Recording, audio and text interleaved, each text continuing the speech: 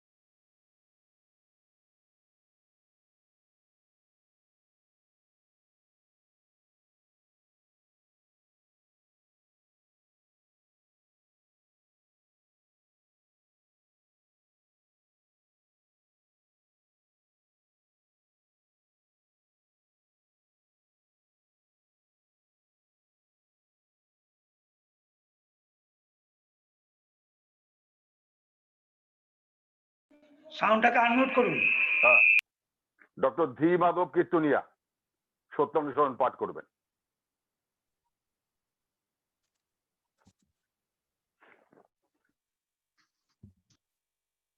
পরম দয়াল পরম প্রেমময় শ্রী শ্রী ঠাকুর অনুকূল চন্দ্রের শ্রীহস্ত লিখিত গ্রন্থ সত্যানুসরণ পাঠ করছি। যেখানে দেখবে কেউ বিশ্বাসের গর্বের সহিত সত্যের বিষয়ে বলছে, দয়ার কথা বলতে বলতে আনন্দে এবং দীনতায় অধীর হয়ে পড়ছে, প্রেমের সহিত আবেগ ভরে সবাইকে ডাকছে, আলিঙ্গন করছে, আর যে মুহূর্তে তার মহত্বের কথা কেউ বলছে তা স্বীকার করছে না, বরং দীন এবং ম্লান হয়ে বুক ভাঙা মতো হয়ে পড়ছে, খুবই ঠিক। তার কাছে উজ্জ্বল সত্য আছেই আছে, আর তার সাধারণ চরিত্রেও দেখতে পাবে সত্য ফুটে বেরোচ্ছে। তুমি ভক্তিরূপ তেলে জ্ঞানরূপ পলতে ভিজিয়ে সত্যরূপ আলো জ্বালাও, দেখবে কত ফড়িং, কত পোকা, কত জানোয়ার, কত মানুষ তোমাকে কেমন করে ঘিরে ধরছে। যে সৎকেই চিন্তা করে, সৎকেই যাজন করে, সে সত্যেরই ভক্ত, সেই প্রকৃত প্রচারক। বন্দে পুরুষোত্তম। বন্দে পুরুষোত্তম। এবার নারী নীতি গ্রন্থ থেকে পাঠ করবেন শ্রীমতী রানী চক্রবর্তী মা, কলকাতা থেকে। রানী মা।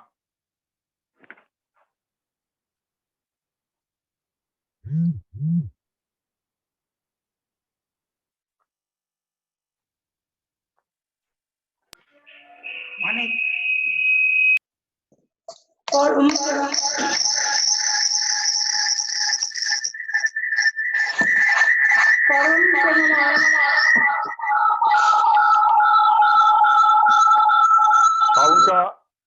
সাউন্ডটাকে বন্ধ করতে হবে। শ্রী শ্রী ঠিক। ঠাকুর চন্দ্রের নারী নীতি বাণী পাঠ। মূর্তিমান পাপ যে আনন্দ অবসন্নতাকে আমন্ত্রণ করিয়া স্বাস্থ্য জীবনের অপলাভ ঘটায়, যে কর্ম ও দুর্বলতাকেই সৃষ্টি করে, যে সেবা, যে অনুরক্তি, যে সহানুভূতি, নিজেকে পারিপার্শ্বিককে জ্ঞান সমৃদ্ধি ও শ্রেষ্ঠকে অবহেলা করিয়া হীনত্বে প্রতিষ্ঠা করিয়া ভ্রান্তি ও বিপদের সহিত অমঙ্গলকে ডাকিয়া আনিয়া মরণের কোলে শয়ান করাইতে চায়, তাহাকে তুমি মূর্তিমান পাপ বলিয়া জানিও। জয় গুরু। জয় গুরু মা। আমাদের ঠাকুরের গ্রন্থাদি পাঠ শেষ হলো। এবার আজকে পরম পূজ্যপাদ আচার্য দেব শ্রী শ্রী দাদার এই শুভ ৮৮তম জন্মতিথি উপলক্ষে যে সৎসঙ্গ এবং নাম ও সংকীর্তন, তারই সূচনা হবে উদ্বোধনী সঙ্গীতের মাধ্যমে। উদ্বোধনী সঙ্গীত পরিবেশন করবেন আমাদের দমদম কলকাতা থেকে শ্রদ্ধেয় শ্রী পদ্মমাধব কীর্তনিয়া সহপ্রতি ঋত্বিক, সঙ্গে শিখলে তাকে সহযোগিতা করবেন ডক্টর ধী মাধব কীর্তনিয়া সহপ্রতি ঋত্বিক। জয় গুরু। জয় গুরু। আচার্যদেব পরম পূজ্যপাদ শ্রী শ্রী দাদার শুভ ৮৮তম জন্মতিথিতে আজকের এই সৎসঙ্গে যারা উপস্থিত আছেন প্রত্যেকে আমার প্রণাম এবং জয় গুরু জানাচ্ছি। আচার্যদেব শ্রী শ্রী দাদারই লেখা একটি গান গাওয়ার চেষ্টা করছি।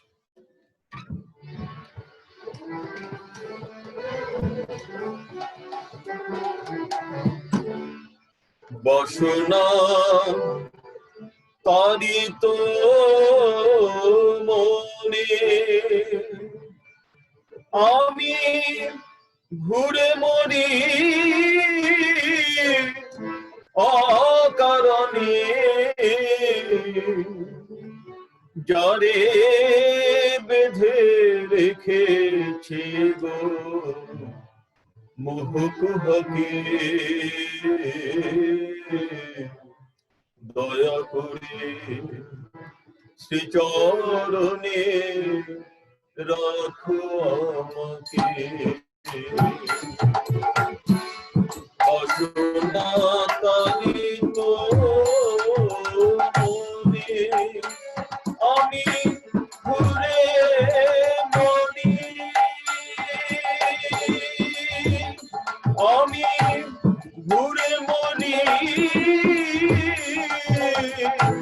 অকারণে, যারে বেঁধে রেখেছে মোহকুহকে,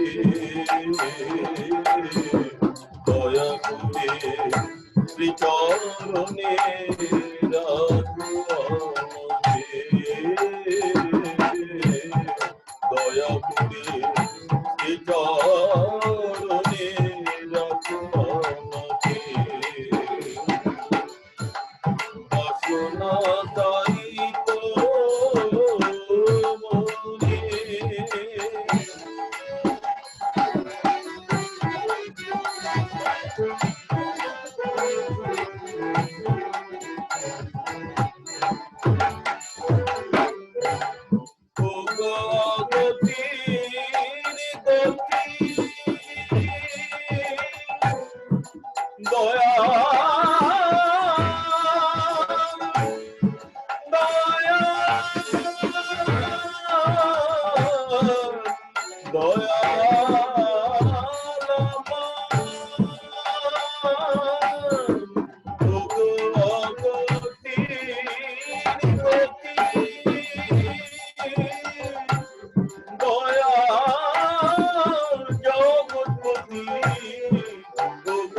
ভগবতীর গতি দয়াল জগৎপতি তুমি ধরা ছাই দিতে এবারে বারে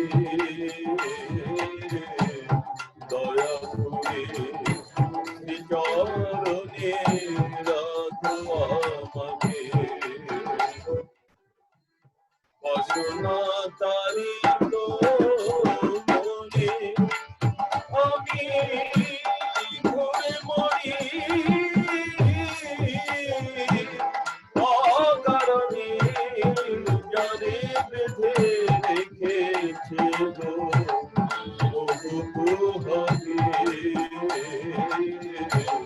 দয়া করে চরণে রাখো আমাকে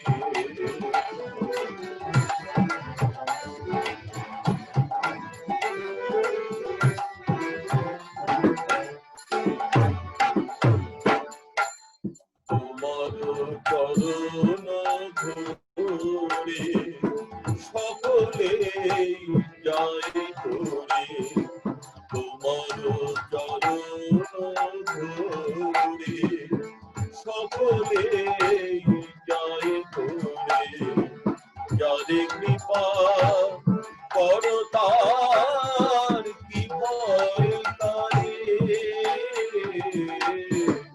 যারে কৃপা করো তার কি ভয় করে আমি চির অজ্ঞানী ভক্তি স্তুতি নাহি জানি আমি চির অজ্ঞানী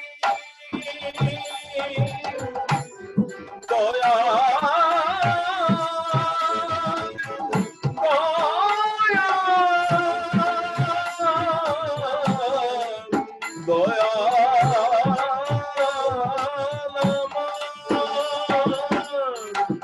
আমি চির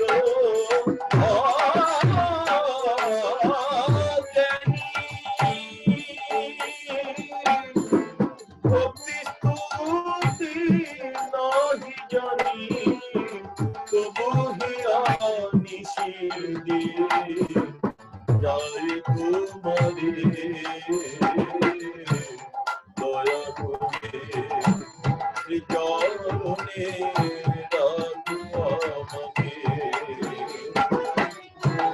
বাসনা কারিত মনে ঘুরে মরি অকারণে যারে বেঁধে রেখেছে গো মোহকে দয়া করে চরণে রাখো আমাকে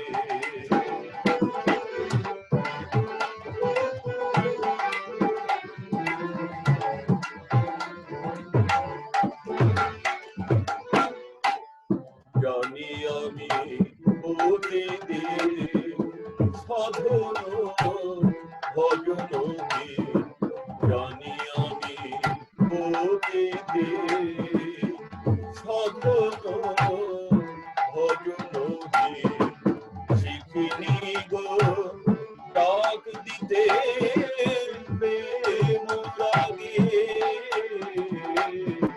শিখিনি গো ডাক দিতে প্রেম লাগে কেটে যাবে সব ভয় সব ব্যথা হবে লয় কেটে যাবে সব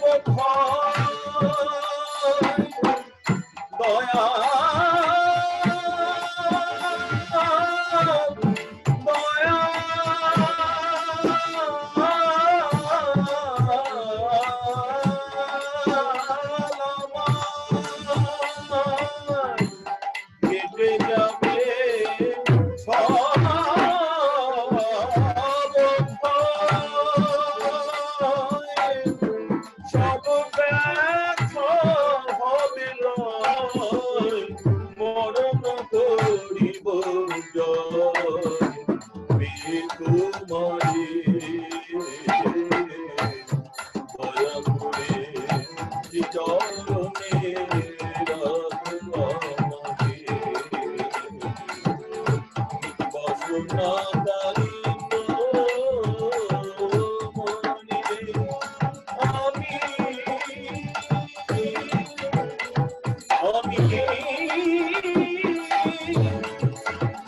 আমি ঘুরে মরি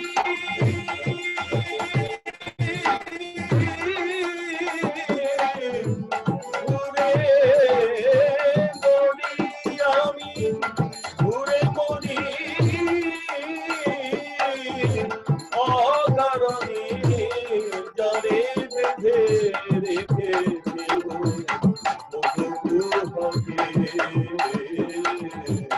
দয়া করে চরণে রাখো আমাকে বাসনা দারিদ্র মনে ঘুরে পড়ি অকারণে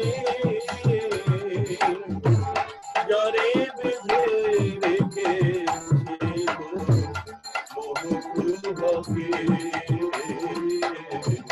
দয়া করে চরণে রাখো আমাকে দয়া করে চরণে রাখো আমাকে। জয়গুরু আচার্যদেবের যে সঙ্গীত পরিবেশিত হলো, আমি সঙ্গীত জগতের মানুষ নই, যারা সঙ্গীত শিল্পীরা এখানে রয়েছেন তারা বুঝতে পারবেন। আজকের এই পরম পূজ্যপাদ আচার্যদেব শ্রী শ্রী দাদার ৮৮তম জন্মতিথি উপলক্ষে যে সঙ্গীত পরিবেশিত হলো দুই ভাইয়ের যুগলবন্দিতে, যারা পরম পূজ্যপাদ আচার্যদেব শ্রী শ্রী দাদা এবং পূজ্যপাদ বাবাইদার অত্যন্ত স্নেহভাজন, মনে হচ্ছে তাদের এই যুগলবন্দির যে গানের যে কলি সেগুলো দাদার শ্রীচরণেই পড়েছে এবং শ্রী শ্রী ঠাকুরের আতুল চরণে আমরা সবাই ঠাঁই পেতে চাই। গানের মাধ্যম দিয়ে আমরা সেটাই প্রকাশ করতে চাইলেন এই দুই ভাই। তাদের এই যুগলবন্দিতে আমাদের যে আজকের এই সৎসঙ্গ ও নাম সংকীর্তনের যে ভাবাবেশ তৈরি রয়েছে সেটাকে আমরা এগিয়ে নিয়ে যাব। তাদের দুজনের, তাদের পরিবারের পরিজনের সকলের ইষ্টোচ্ছল জীবনের আমি প্রার্থনা জানাই ঠাকুরের শ্রীচরণ। জয় গুরু। এরপরে আমরা আমাদের পরবর্তী যে সূচি ইষ্ট প্রসঙ্গে আমরা চলে যাব। আমাদের মধ্যে দুজন আজকে আলোচক আছেন। প্রথম আজকে যে ইষ্ট প্রসঙ্গ করবেন তিনি এমন একজন সম্মানীয় ব্যক্তিত্ব, যার বিদ্যা বুদ্ধি পাণ্ডিত্যের যে জায়গায় তিনি পৌঁছেছেন এবং সৎসঙ্গ জগতে তিনি ঠাকুর দর্শন থেকে শুরু করে বর্দাকে দর্শন থেকে শুরু করে তাদের সেবা এখনো পর্যন্ত তারা করে যাচ্ছেন। আচার্যদেব বাবাইদা প্রত্যেকে তাদের বংশ পরাক্রমে এই সৎসঙ্গ জগতে তিনি এখনো পর্যন্ত প্রবীণ অথচ নবীনের মতো চলাফেরা করে তার গুরুদীপ্ত বজ্র কণ্ঠ বলে দেয় তিনি এখনো নবীন। কি জানেন না তিনি? তার ভাষা, তার বাক্য, তার আচার, তার ব্যবহার, তার সংস্কৃতি, তার প্রত্যেকটি শব্দ চয়ন আমাদের লোমকূপকে খাড়া করে দেয়। যখনই তার কোনো আলোচনা আমরা শুনি, আমরা দেখি, শুনি, কি অপূর্ব তার মধুর আলোচনা, মধুর তার বাস্তব যে অভিজ্ঞতা, এই অভিজ্ঞতা সম্পন্ন মানুষকে আমরা আজকে পেয়েছি। ঠাকুর দেহ রাখার পর ৭০ দশকে যে গানটি তিনি লিখেছিলেন, আমি দাঁড়িয়ে আছি কাতর চোখে, দুয়ার খুলে রাখো, আজকে আবার তেমনি করে তোমায় পাবো বলে। যা সুর দিয়েছিলেন তনুদা, তার প্রত্যেকটি শব্দ চয়ন আমাদের লোমকূপকে খাড়া করে দেয়, মর্মস্পর্শী করে দেয়। তার সেই দিনের ব্যথাতুর জায়গা থেকে তিনি যে কথা দিয়ে তিনি যে রচনা করেছিলেন গান, তাকে যা সুর দিয়েছিলেন, তা আজও আমাদের দেহগণের বুকে যেন সদা সর্বদা জীবন্ত হয়ে আছে আচার্যদেব শ্রী শ্রী দাদার মধ্য দিয়ে।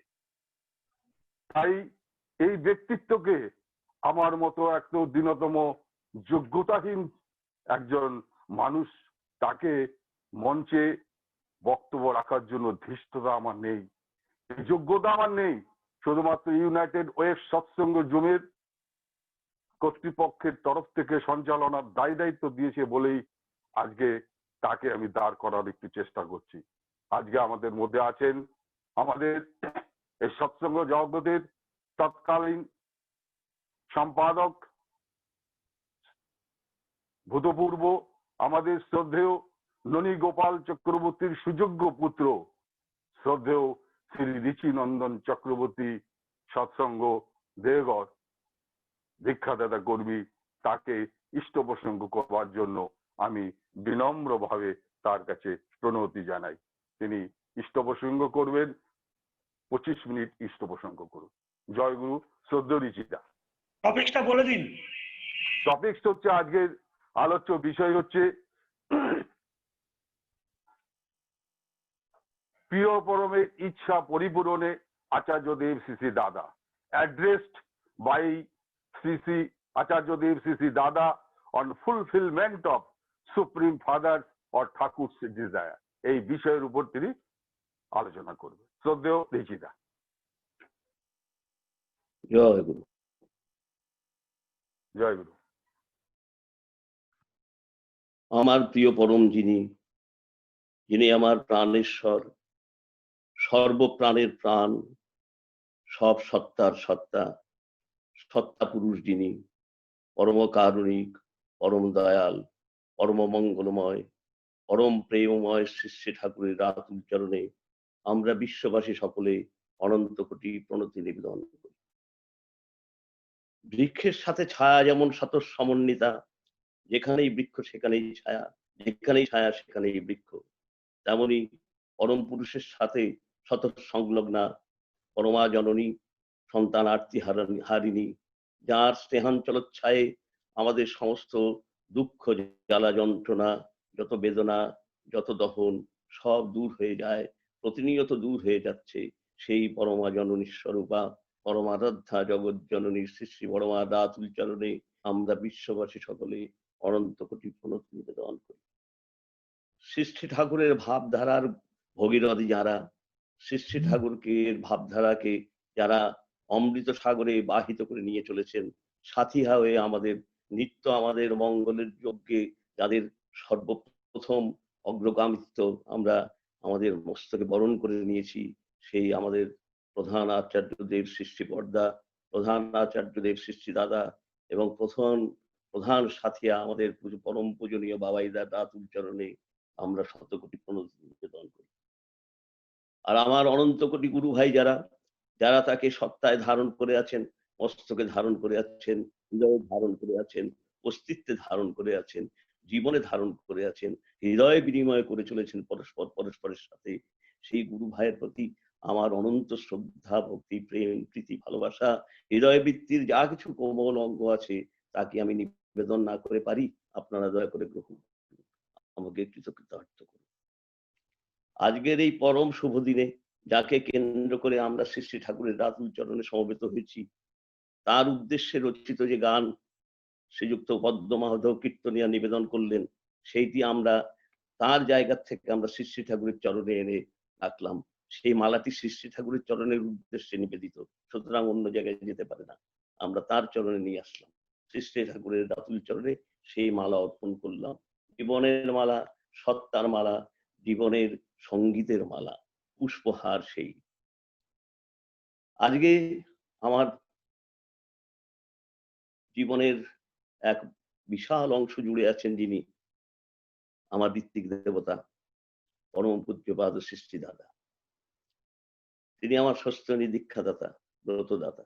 তার মধ্যে দীক্ষাদাতা ঋত্বিক আমার শ্রীযুক্ত পরম পূজনীয় বাবা শ্রীযুক্ত নৈগোপাল চক্রবর্তী, তিনিও অন্তঃশুদ্ধ হয়ে আছেন। এই উভয়কেই আমি আমার প্রণতি নিবেদন করি।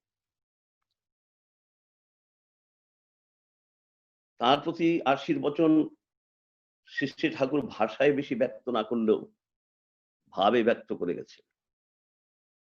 কারণ আমরা জানি পৃথিবীর মধ্যে সব থেকে প্রথম শ্রীমন্দির যে তৈরি হয়, গৌহাটি শ্রীমন্দির, সেইটি পরম পূজ্যপাদ শ্রী শ্রী দাদার শ্রীহস্তে নির্মিত। এটি মহাসত্য।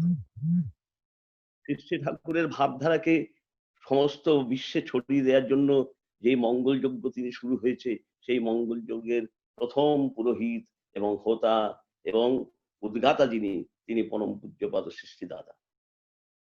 এটি একটি প্রতীক ধর্মী ব্যাপার। সবার হৃদয়ে সেই তার মন্দির প্রতিষ্ঠা করে দেবেন। কেন? পাবনার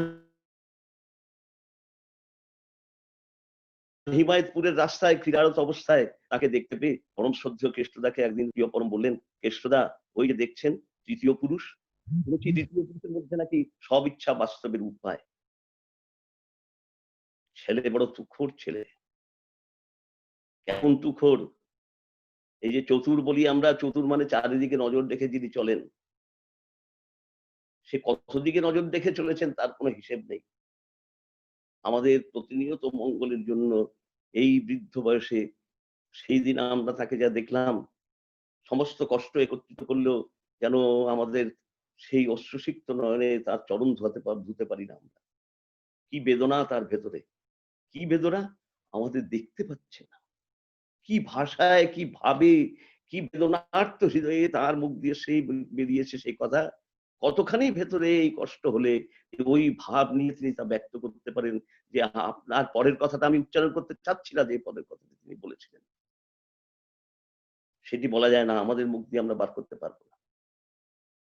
আপনারা সবাই অবগত আছেন সেই মহা আশীর্বাদ আমাদের উপর বর্ষিত হয়েছে। এবং আজকে এই পৃথিবীর সব থেকে বড় রোগ মুক্তি যদি কোথাও ঘটে থাকে, তার শ্রীমুখ দিয়ে সেই রোগ মুক্তির কথা প্রথম বেরিয়েছে, যে বেশি দিন এই দুর্যোগ থাকবে না। আমার গায়ে কাঁটা দিচ্ছে এখনো বলতে, শিহরণ যাচ্ছে। এবং তারপর থেকে দেখুন যে এই যে ইয়েতে প্রত্যেক দিনের যে নির্ঘণ্ট এই রোগের সেটি ধীরে ধীরে ধীরে ধীরে কেমন ভাবে কমে আসছে। আচমকা কিছু ঘটে না পৃথিবীতে। পৃথিবীতে সব কার্যকারণ সম্পর্কের দ্বারা ঘটে থাকে, কিন্তু তারও একটি লজিকের সাথে একটি ম্যাজিক আছে। সেই ম্যাজিকটি কিন্তু তিনি করে দিয়েছেন।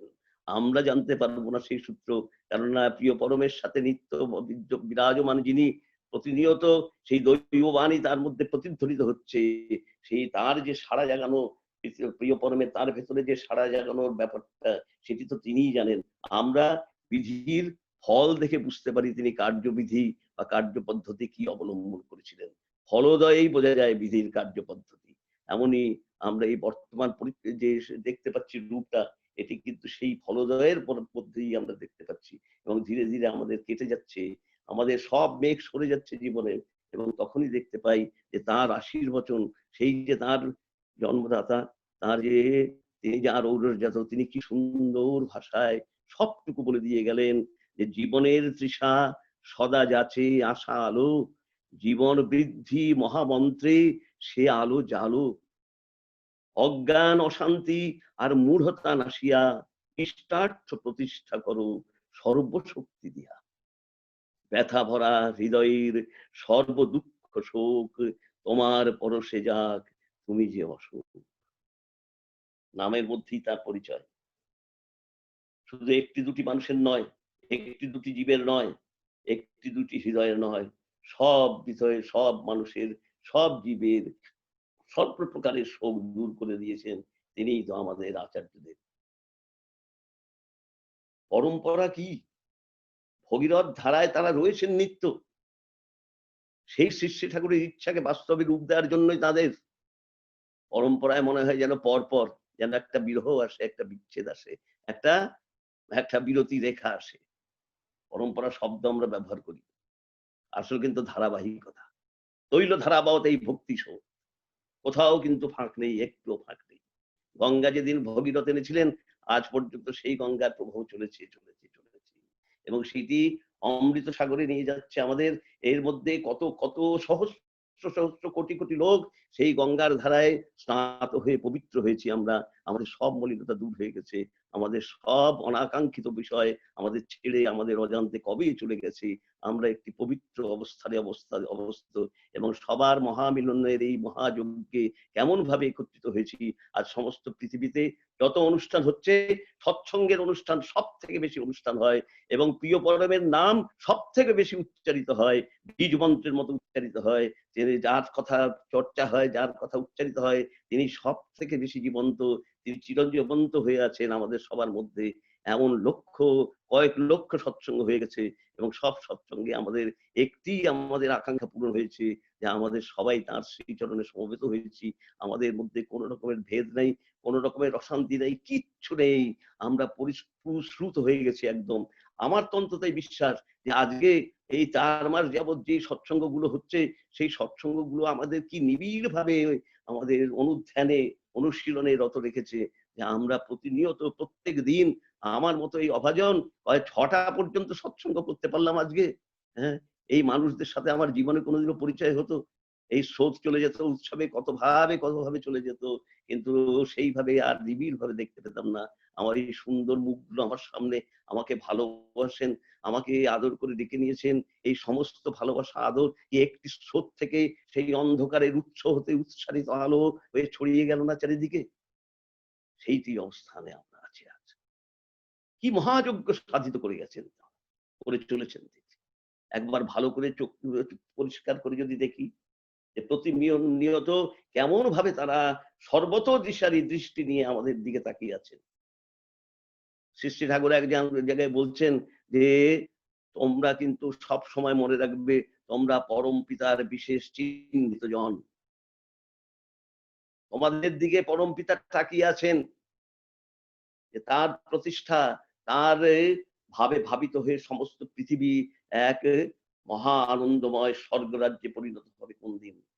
আমরাই যদি বেশি চিহ্নিত জন হই, তাহলে প্রিয় পরমের যে পরিবারে যারা এসছেন, পৃথিবীর 800 কোটি লোকের মধ্যে মুষ্টিমেয় কয়েকজন, তারা আরো কেমন বিশেষ জন, ঠাকুরের ইচ্ছা কেমন ভাবে তারা প্রতিনিয়ত বুঝছেন, এবং সেই ধারা বেয়ে চলেছে কিন্তু আমাদের সেই ইচ্ছা পরিপূরণের ব্রত।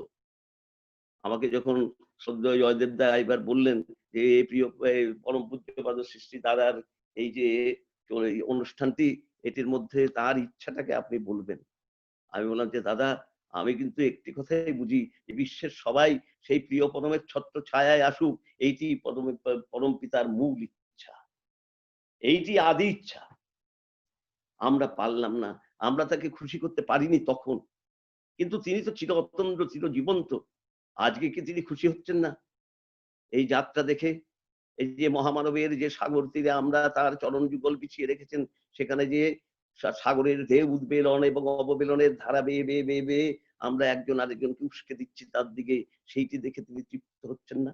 তার চরণ ধৌত করে আবার আমরা ফিরে চলেছি, আবার সেই প্রবাহ চলেছে, তরঙ্গ প্রবাহ, এই উদ্বেলন এবং অববেলনের যে ধারা প্রবাহ চলেছে, যজন যাজন ইষ্টভীতি সস্তনে সদাচার নিষ্ঠা আনুগত্য কৃতি সম্বেক সমস্ত প্রিয়তা এবং ইষ্ট স্বার্থ প্রতিষ্ঠাপন্নতা রূপী দশবিধ সংস্কারের নিত্য অনুধান, নিত্য সেবা। সেই সেবার মধ্যে দিয়ে কি আমরা যিনি সেব্য তাকে তৃপ্ত করতে পারছি না? প্রভু, তুমি কি একটু তৃপ্ত হওনি আমাদের উপর? তুমি কি সারা জীবনে এই বলে যাবে যে আমি তোমার সেবায় তৃপ্ত শুধু একজনকেই? আমাদের একটু সেবা গ্রহণ করো তুমি দয়া করে। এবং আমাদের সেই সেবার যে আমাদের মূল যিনি আমাদের যে উদ্যোক্তা, যিনি আমাদের প্রেরয়িতা, তার চরণ ধরে আমরা এগোচ্ছি, তার চলন ধরে আমরা এগোচ্ছি, এবং তখন দেখতে পাই কি মধুর ভাবে তিনি আমাদের সবাইকে আদর করে ভালোবেসে এমন ভাবে সবকিছু ছাপিয়ে দিয়ে বিদ্যমান, এবং আমরা সবাই সেই ইষ্টমুখ হওয়ার মধ্যে যে ব্রত আমরা, সেটি আচার্য মুখের মধ্যে দিয়ে আমরা যাচ্ছি। আগে আমরা আচার্য মুখ, তারপরে আমরা ইষ্টমুখ, কারণ এইটি ধারা প্রবাহ, এইটি নিয়ম, এইটি স্রোতে যাওয়া, উৎসে যাওয়ার পরিক্রমার একটি সূত্র, এছাড়া দ্বিতীয় কোনো পথ নেই। যে আচরণে তাহাকে জানা যায়, সেই আচারকে যিনি আচরণ দ্বারা জানাইয়া থাকেন, সেই আচার্যকে প্রতিপাদ করিতেছি। ক্যারাম খেলতাম, আসি একটু ছোট গল্পে। আমাদের যারা পুরনো এসছেন এখানে অন্তত এই 96 2010-12 সালের আগে তারা জানেন যে ঠাকুরবাড়ির মূল প্রবেশদ্বারের ঠিক লাগোয়া রিসেপশন রুমটা ছিল। এখন যেটি দা হাউসের ওইখানে এসছে। সেখানে একটি ক্যারাম বোর্ড থাকতো এবং উৎসবের সময় সেটা রিসেপশন রুম হিসেবে ব্যবহার হতো। অন্য সময় হতো। সেখানে পরম পূজ্যপাদ দাদা আসতেন ক্যারাম খেলতে রাত 8টা নাগাদে। জিপ গাড়ি চালিয়ে নিজে আসতেন। এর মধ্যে কিন্তু আমার সেই ভক্তি বা ইয়েটি আমি সেগুলো এক জায়গায় আমি রাখলাম পবিত্রভাবে। কিন্তু কেমন সহজ মানুষ। মানুষটা কেমন সহজ যে তারকে গ্রহণযোগ্যতা তিনি কেমন ভাবে কত সহজ করে রেখেছেন। এসে বসতেন আর আমার মহা সৌভাগ্য ছিল যে বাবলুদের বা ঝন্টু সাহাদের দোকান ছিল মিষ্টির দোকান। সেখানে তার জন্য একটি নির্দিষ্ট গ্লাস ছিল বড় কাঁচের গ্লাস। সেখানে সেটি চা এনে তাকে দেওয়া এবং একটি পান এনে তাকে দেওয়া। আমার অনন্ত সৌভাগ্য জন্ম জন্মান্তরের সৌভাগ্য হয়েছে। তারপরে বলতেন পান চা খাওয়া হওয়ার পরে পানটা মুখে দিয়ে বস রিচি বস। আমাকে ডাকতেন কেন? যে আমি ইউনিভার্সিটিতে ক্যারামে চ্যাম্পিয়ন ছিলাম। এই জন্য তার আমাকে হারাবেন, আমাকে হারিয়ে যদি তার তৃপ্তি হয় আমি অনন্তবার হারতে রাজি আছি, অনন্ত কোটিবার হারতে রাজি আছি। তারপরে খেলা আরম্ভ হলো। প্রথম দিকে যখন খেলতে গেলাম আমার হাত কেঁপে যেত। ওই ব্যক্তিত্বের সামনে একটু আগে আমার তরুণ ভাই বললেন ব্যক্তিত্ব, এই যে তয় পফলাটা আমার কিন্তু নিজের কোনো তয় পফলা নয়। এটি আমার ঠাকুরত্বের তয় পফলা নিয়ে আমি আছি। আমার আচার্যত্বের তয় পফলা নিয়ে আমি থাকতে চাই। তারপরে হাত কেঁপে যেত। এদিকে ওই আমি বললাম যাবে না একটাও গুটি। তারপরে ধীরে, ধীরে একটু সাহস বাড়লো। একটু ভিতরের জোরটা একটু বাড়লো। তার সহজ আচরণের জন্য এটা হলো। এবং তারপরে গুটিগুলো যায়। গুটিগুলো যায় যেত যখন আপনারা বুঝতে পারছেন ইউনিভার্সিটির চ্যাম্পিয়নের তার একটু আলাদা মানে খেলার শৈলী আছে। এবং মারার আগে দিয়ে একবার টুকে দিতেন ও যাবে না। আমি 1000 বার বলে দিচ্ছি। লক্ষবার বলে দিতে পারি। লিখে দিতে পারি ও যাবে না। তারপরে গুটিটা যখন চলে যেত তখন বলতেন ও আনাড়ি চলে গেছে। আরেকবার ফেলতো। আর আমারও তখন সাহস বেড়ে গেছে তার সিটনের দিকে তাকিয়ে আগে আরেকবার আগের মতো সাজিয়ে দিত কেউ। কিন্তু আপনারা জানেন ক্যারাম খেলতে গিয়ে যে একবার যদি গুটি ধাক্কা মারে স্ট্রাইক দিয়ে সেই গুটি আর আগের পজিশনে আনা যায় না। এইরকম মিষ্টি মিষ্টি কথা, কেমন সুন্দর সুন্দর আচরণ। একটি ছোট্ট ঘটনা দিয়ে, একটি ছোট্ট সূত্র দিয়ে, একটি বীজ দিয়ে বীজা আকারে মহিরুও দেখতে পাই আমরা। মহিরু আকারে আমরা সেটাকে দেখতে পাই। সেটি বটবৃক্ষ, কত ছোট একটি বীজ কিন্তু তার মধ্যে লুকিয়ে থাকে ওই মহিরু। এই সমস্ত পৃথিবীর সবকিছু ধরে রেখেছেন তিনি। তিনি তার ব্রত প্রিয় পরমের প্রতিষ্ঠা সেইটিকে কেমন ভাবে ধরিয়ে রেখেছেন আমাদের প্রত্যেকের হৃদয়ে হীরক অক্ষরে তা লেখা আছে। তারপরে এগোতেন আরেকটি পান এনে দিতাম খেলার শেষে এই 10টার পর দিয়ে। একদিন কি হচ্ছে কথা টানে টানে অনেক দূর চলে গেছি। আমার বাড়ি তো বিপরীত দিকে। তাকে খানিকটা তার অনুসরণ করে আমি ফিরে আসতাম। কিন্তু সেদিন কথা এমন ভাবে চলছিল যে আরো অনেকটা চলে গেলাম। তখন সেন্টিনারি বিল্ডিং হয়নি। সেটি হয়েছিল 87 সালে। তো রাত যেতে যেতে আরো খানিকটা এগিয়ে শ্রী মন্দিরের যে প্রজেক্টের জমি ওখানে চলে গেছি। হঠাৎ দেখি সেই মাঝ রাস্তা থেকে তিনি বাঁদিকে ঠাকুরবাড়ির দেয়ালের দিকে এগোলেন এবং এগিয়ে আস্তে করে খানিকটা 10-12 হাত এগিয়ে ঠাকুরবাড়ির দেয়াল থেকে আবার 10-12 হাত এইদিকে এইরকম দুটোর মাঝখানে এসে যেখানটা ফুটপাত শেষ হয়েছে আস্তে করে নিচু করে সেই পানের পিকটি ফেললেন। সেদিন আমি বললাম যে তুমি আচার্য, তুমি আচার্য, তুমি আচার্য। আচরণ করে দেখিয়ে দিচ্ছ যে রাস্তায় থুতু ফেলা যায় না। থুতু তো ফেলতেই হবে পানের পিকটা, তাহলে শরীরের বিধান নষ্ট হবে। কিন্তু ফেলতে হবে কোন প্রক্রিয়ায়। জীবনের সব প্রক্রিয়া তিনি শিখিয়ে দিয়েছেন এইভাবে পুঙ্খানুপুঙ্খ রূপে। অনেক বড় বড় ঘটনা আপনাদের শোনা আছে, জানা আছে, অনেক অলৌকিক জানা আছে। কিন্তু লৌকিকের মধ্যে তাকে যে অনবদ্য রূপে আমরা দেখতে পাই, এত মোহনীয় রূপে, সেইটি জীবনের স্ট্যান্ড তৈরি করে, সেটি জীবনের দাঁড়া তৈরি করে। ঠাকুর বাড়ির গেটের দেয়ালের দিকে গেলেন না বেশি, যদি ওইখান থেকে ছিটকে দেয়ালে লাগে। আর নিচু করে ফেললেন নিজের গায়ে ছিটকে আসতে পারে। এবং ফেললেন কোথায়? যেখানে জঙ্গলের মধ্যে কেউ যায় না। জীবন একে বলে, এর জীবনের সজ্জা। আরেকটি ছোট্ট ঘটনা বলে আমি শেষ করি। আমারও আরেক জায়গায় 7টার থেকে একটি যুগলবন্দি আছে, যে যুগলবন্দির কথা বলছিলেন। আমরা আরেকটি নতুন ভাবে যুগলবন্দি পরিবেশন করি। সেটিতে আমার যেতেই হবে। তো 2009 সালে একদিন সকালবেলায় প্রার্থনার পরে যথারীতি তাকে প্রণাম করতে গেছি। আমি সাইকেল নিয়ে তখন শ্রী মন্দিরের জমির ওই দিক দিয়ে যাচ্ছি, রাস্তা দিয়ে আগেই পৌঁছে গেছি সবাইকে যাওয়ার আগে। তার আগে অবশ্যই বাবাইদা পৌঁছে গেছেন। বাবাইদা প্রণাম করে চলে গেছেন। আর মোটামুটি ফাঁকা তখনও। আমি প্রণাম করতে যাব একটু ইয়েতে, ওই যে তার যে কি বলে এটাকে, এই নাট মন্দির, নাট মন্দির, নাট মণ্ডপ, সেই নাট মণ্ডপে উঠে গিয়ে এখন প্রণাম করছি। খানিকটা পর যাওয়ার পরে এই সামনে ডাকলেন, আয় এদিকে এদিকে। আরো একটু গেলাম, আরো ডাকলেন, আরো কাছে, ইশারায় বলছেন এদিকে। আরো কাছে গেলাম, আরো কাছে গেলাম। এই 3 বার না 4 বার কাছে যাওয়া, এইবার তো থরথর করে কাঁপছি। ওই পরম পবিত্র পাবক পুরুষের অত সামনে যাই কি করে? আমি যদিও পরিষ্কার পরিচ্ছন্ন থাকার চেষ্টা করি, কিন্তু তার পরিচ্ছন্নতার সামনে আমার পরিচ্ছন্নতা যদি একটি মিশ্রণ হয়, তার কষ্ট না হয় কোনো কারণে। কি জানি আমার অজান্তে কোনো অন্য রকমের কিছু হয় কিনা। যদিও বিশ্বাস আছে নিজের উপর, কিছু নাই সেরকম, কিন্তু তবু একটু ভয় তো হবেই ওই ব্যক্তিত্বের সামনে। একদম সামনে যখন গেলাম, সেই দীর্ঘায়িত চোখ, সেই যে সমস্ত ললাট বিস্তৃত, যে তার যে রূপচ্ছটা একেবারে মাথার চুল পর্যন্ত পায়ের নখ থেকে, তার সামনে গিয়ে যখন দাঁড়ালাম, তখন আমি থরথর করে কাঁপছি। কি বলতে কি বলি, কি বলেন, মারধরি করেন নাকি ভয়ও হয়ে গেল।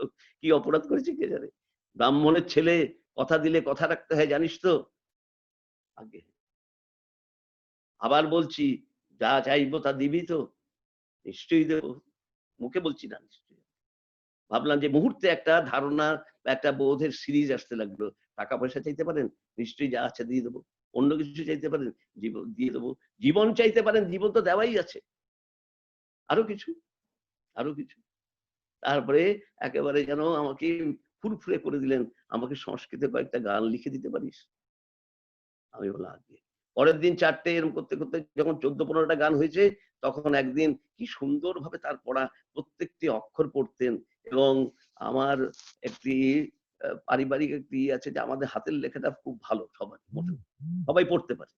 তো সেই আর তার কাছে দেব বলে আরো সুন্দর করে লিখতাম ধরে ধরে। তিনি পড়ে কি সুন্দরভাবে ওই দিকে তাকাতে তাকাতেই বলছেন লেখার দিকে, আর তার সংস্কৃতের জ্ঞানও অগাধ জ্ঞান একেবারে। আমরা ভাবছি যে সংস্কৃত বলছেন না বেশি, তো কি জ্ঞান সে আমার বলার অপেক্ষা রাখে না। এটা কি সুন্দর লিখেছিস রে। তোর বাবা যদি থাকতেন তাহলে কেমন খুশি হতেন, আর আমার বাবা যদি থাকতেন তাহলে তোকে জড়ায় ধরে আদর করতেন। এমন যে ভাবগম্ভীর এক ভাব বিহ্বল কথা তার মুখ দিয়ে মুখ দিয়ে বেরোলো, অজান্তে আমার 2 চোখ দিয়ে ধারা বেয়ে অশ্রুপাত হতে লাগলো। আমি হাত জোড় করে বললাম, আগে আপনার কাছে তো আমরা সবটাই পাই। আমার বাবারটাও পাই, আপনার বাবারটাও পাই, তার বাবারটাও পাই, প্রিয় পরমেরটাও পাই, আপনারটাও পাই। এত বড় একটা কথা বলে ফেললাম, এমন দুঃসাহস। থরথর করে কাঁপছি তখনও, কি বলতে কি বললাম। এইবার আরো ক্রোধান্বিত হন নাকি? কেন হবেন তিনি? রাগ আর অনুরাগে অনুমাত্র তফাৎ। হ্যাঁ, এই অনুরাগটি নিয়ে তিনি বসে আছেন। তখন বললেন যে কিছুদিন আগে যখন বাবা ছিলেন, মানে শ্রী বড়দা ছিলেন, তখন একজনের নাম বললেন, আমি সেটা ওভার হিয়ার করলাম। তিনি সম্পর্কে শ্রী দাদা গুরুজন হন। বললেন যে তিনি বললেন আমাকে, দাদা বলছেন যে অমুক জায়গায়, সেটা আমি ওভার হিয়ার করলাম। সব কথা বোঝা যায় না, কিন্তু সবটা আপনারা জানেন। ওইখানে একটি মন্দির হয়েছে, তোমার বাবা যদি দেখতেন। শ্রী দাদাকে ওই তার গুরুজন বলছেন, ওইখানে একটি মন্দির হয়েছে, কি সুন্দর, তোমার বাবা যদি দেখতেন। শ্রী দাদা তাকে বললেন, বাবা দেখবেন কি করে, বাবা তো ঠিক মতো উঠে বসতেই পারেন না। তিনি তখন বললেন দাদাকে, কেন গিয়ে দেখতে হবে কেন, তোমার চোখ দিয়ে দেখবেন। আসুন আমরা সবাই শ্রী দাদার চোখ দিয়ে শ্রী বড়দাকে দেখি, শ্রী বড়দার চোখ দিয়ে শ্রী ঠাকুরকে দেখি, শ্রী ঠাকুরের চোখ দিয়ে পূজনীয় বাবাইদাকে দেখি, বাবাইদার চোখ দিয়ে দাদাকে দেখি, দাদার চোখ দিয়ে বড়দাকে দেখি, বড়দার চোখ দিয়ে ঠাকুরকে দেখি, সবার চোখ দিয়ে সবাইকে দেখি। কেননা অনন্তের দর্শন অনন্ত চক্ষু দিয়ে দেখতে হয়, অনন্ত কর্ণ দিয়ে শ্রবণ করতে হয়, অনন্ত মুখ দিয়ে তার কথা বলতে হয়। অনন্তের যে অনুভূতি, সেই অনন্তের চরণে নিবেদন করে আজকে এইখানে আমি সবকিছু নিবেদন করি। জয় গুরু। ঋচিদা, আরেকটা কথা আমি বলতে ভুলে গেছিলাম, হ্যাঁ, এটি আমাকে জয়দেবদা বলছিলেন যে দীক্ষার ব্যাপারটা। এখন দীক্ষার ব্যাপারটা প্রথমে শ্রী ঠাকুর ঠিক করেছেন যে বিশ্বের সবাই এই দীক্ষা, এই স্বপ্নামে দীক্ষিত। তারপরে আমাদের অপারগতা দেখে তিনি সেটিকে কম করে দিলেন 10 কোটি, তারপরে 3 কোটি, তারপরে 1.5 কোটি। কিন্তু তার মূল ইচ্ছাটা তো কোথাও বিসর্জিত হয়নি, সেটি তো অন্তর্হিত হয়নি, সেটি তো আছেই। সেটি তো আমাদের দায়বদ্ধতা, আমাদের সংকল্প যে বিশ্বের প্রতিটি মানুষের ঘরে ঘরে তাকে পৌঁছে দিতে হবে। আমার বাবার সাথে যে ঘটনা আপনারা জানেন, সেই পায়ে কম্পন দিতে দিতে তিনি ক্রন্দনরত অবস্থায় তখন ঠাকুর বললেন যে ঘরে ঘরে যাবি না, আমার কথা মানুষের কাছে বলবি না। বারবার করে 3 বার তিনি শপথ করালেন, এবং সেটি আমাদের প্রত্যেকের জন্য সেই বার্তা। সম্পর্কে আমি হয়তো বাবার মুখ দিয়ে বা বাবার সাথে সেই ঘটনা ঘটেছে, কিন্তু তিনি তো ব্যক্তি সত্তার থেকে তিনি সার্বজনীন সত্তায় যেতেন প্রত্যেকটা। সেজন্য সবার জন্য আমাদের সেই কথা। আর সৃষ্টি দাদা যে ইচ্ছা প্রকাশ করেছেন আজকে, সেটি ঠাকুরেরই তো মূল ইচ্ছা। সেইটি আমাদের মধ্যে দিয়ে যদি বাস্তবে রূপ দিতে হয়, তাহলে আমাদের একজন অগ্রগামী একটি পতাকাবাহী একজনের তো দরকার। এই পতাকাবাহী রূপ তিনি দেখিয়ে দিয়েছেন 1916 সালে, 2016 সালে সে পূজনীয় বাবাইদার মাধ্যমে, যে তিনি 4,44,000 দীক্ষা দিয়ে দিলেন এক ঝটকায়। সুতরাং এই যে তার ইচ্ছা যে 3.5 কোটি আরি দীক্ষা, কি ফর্মুলায় হবে আমার রাজেশ ভাই, ডাক্তার ভাই বাবু বলবেন। এই ফর্মুলা আমাদের অতটা জানা নেই, কারণ আমরা বাইরে বেশি কাজ করি না, যা থাকে আমরা এখানেই করি। সেইভাবে যে সব দিকে ছড়িয়ে গিয়ে কিভাবে দিতে হবে ব্যক্তিগত একটি রূপরেখা আমরা ডাক্তারবাবুর কাছ থেকে শুনবো। কিন্তু আমাদের মূল কথা যেটা, যে তার ইচ্ছা যে সব জায়গায় যে যেন তার নাম ছড়িয়ে যায় এবং সবাই যেন এই সৎমন্ত্রে দীক্ষিত হয়ে বাঁচার মন্ত্রে অভিদীপ্ত হয়ে ওঠে। এইটি আমাদের মূল লক্ষ্য। জয় জয় গুরু ঋচিদা। আমরা আজকে প্রিয় পরমের যে অমৃত কথা আমাদের শ্রদ্ধেয় ঋচিদা ব্যক্ত করলেন, তার বাস্তব যে ঘটনাগুলো তিনি পরিবেশন করলেন, খুব অল্প তার বিশাল এই জীবনের এইটুকু একটা সামান্যতম কিছু ঘটনা আমরা তো জানতে পারলাম। সারা রাত ধরে এগুলো শুনলেও যেন অপুরন্ত শেষ হবে না। তবু তার অন্য প্রোগ্রাম আছে, তার যুগলবন্দির প্রোগ্রাম আছেন, তবু তিনি যে সময় দিয়েছেন, তার এই যে বজ্রকণ্ঠে বলা, তার যে তেজদীপ্ত ব্যক্তিত্বের অন্তরালয়ে ভালোবাসা এবং ভাবাবেগের যে সৃষ্টি তিনি করে দিলেন, আজকের এই আচার্য দেবের এই পূর্ণ 88তম জন্মতিথি উপলক্ষে আজকে তিনি যে অমৃত কথা প্রেরণ করলেন, তাতে আমরা সবাই আজকে যারা আমরা এখানে উপস্থিত হয়েছি প্রত্যেকই প্রীত হয়েছি, সমৃদ্ধ হয়েছি, সমাদৃত হয়েছি। আপনি আমাদের সাথে কিছুক্ষণ থাকুন। আমাদের একটা ইন্টারাকশন পিরিয়ড আছে, সেই ইন্টারাকশন পিরিয়ডে আমরা চাইছি interaction on the topic by way of question and answer. কিছু মানুষ হয়তো আপনাকে কিছু আমাকে যে তরুণ ভাই আমাকে যে 6:45 যেতে হবে। হ্যাঁ, আপনাকে আমরা মিনিট 15 থাকেন, মিনিট 15-এর মধ্যে আমরা ছেড়ে দেবো। এখন থাকছি, আমি 6:45 চলে যাবো গো। ঠিক আছে, একদম একদম আমরা 6:45 ছেড়ে দেবো। আমরা সেভাবেই মানুষদের সাথে কথা বলেছি, কোনো অসুবিধা নেই। হ্যাঁ, থাকুন আপনি।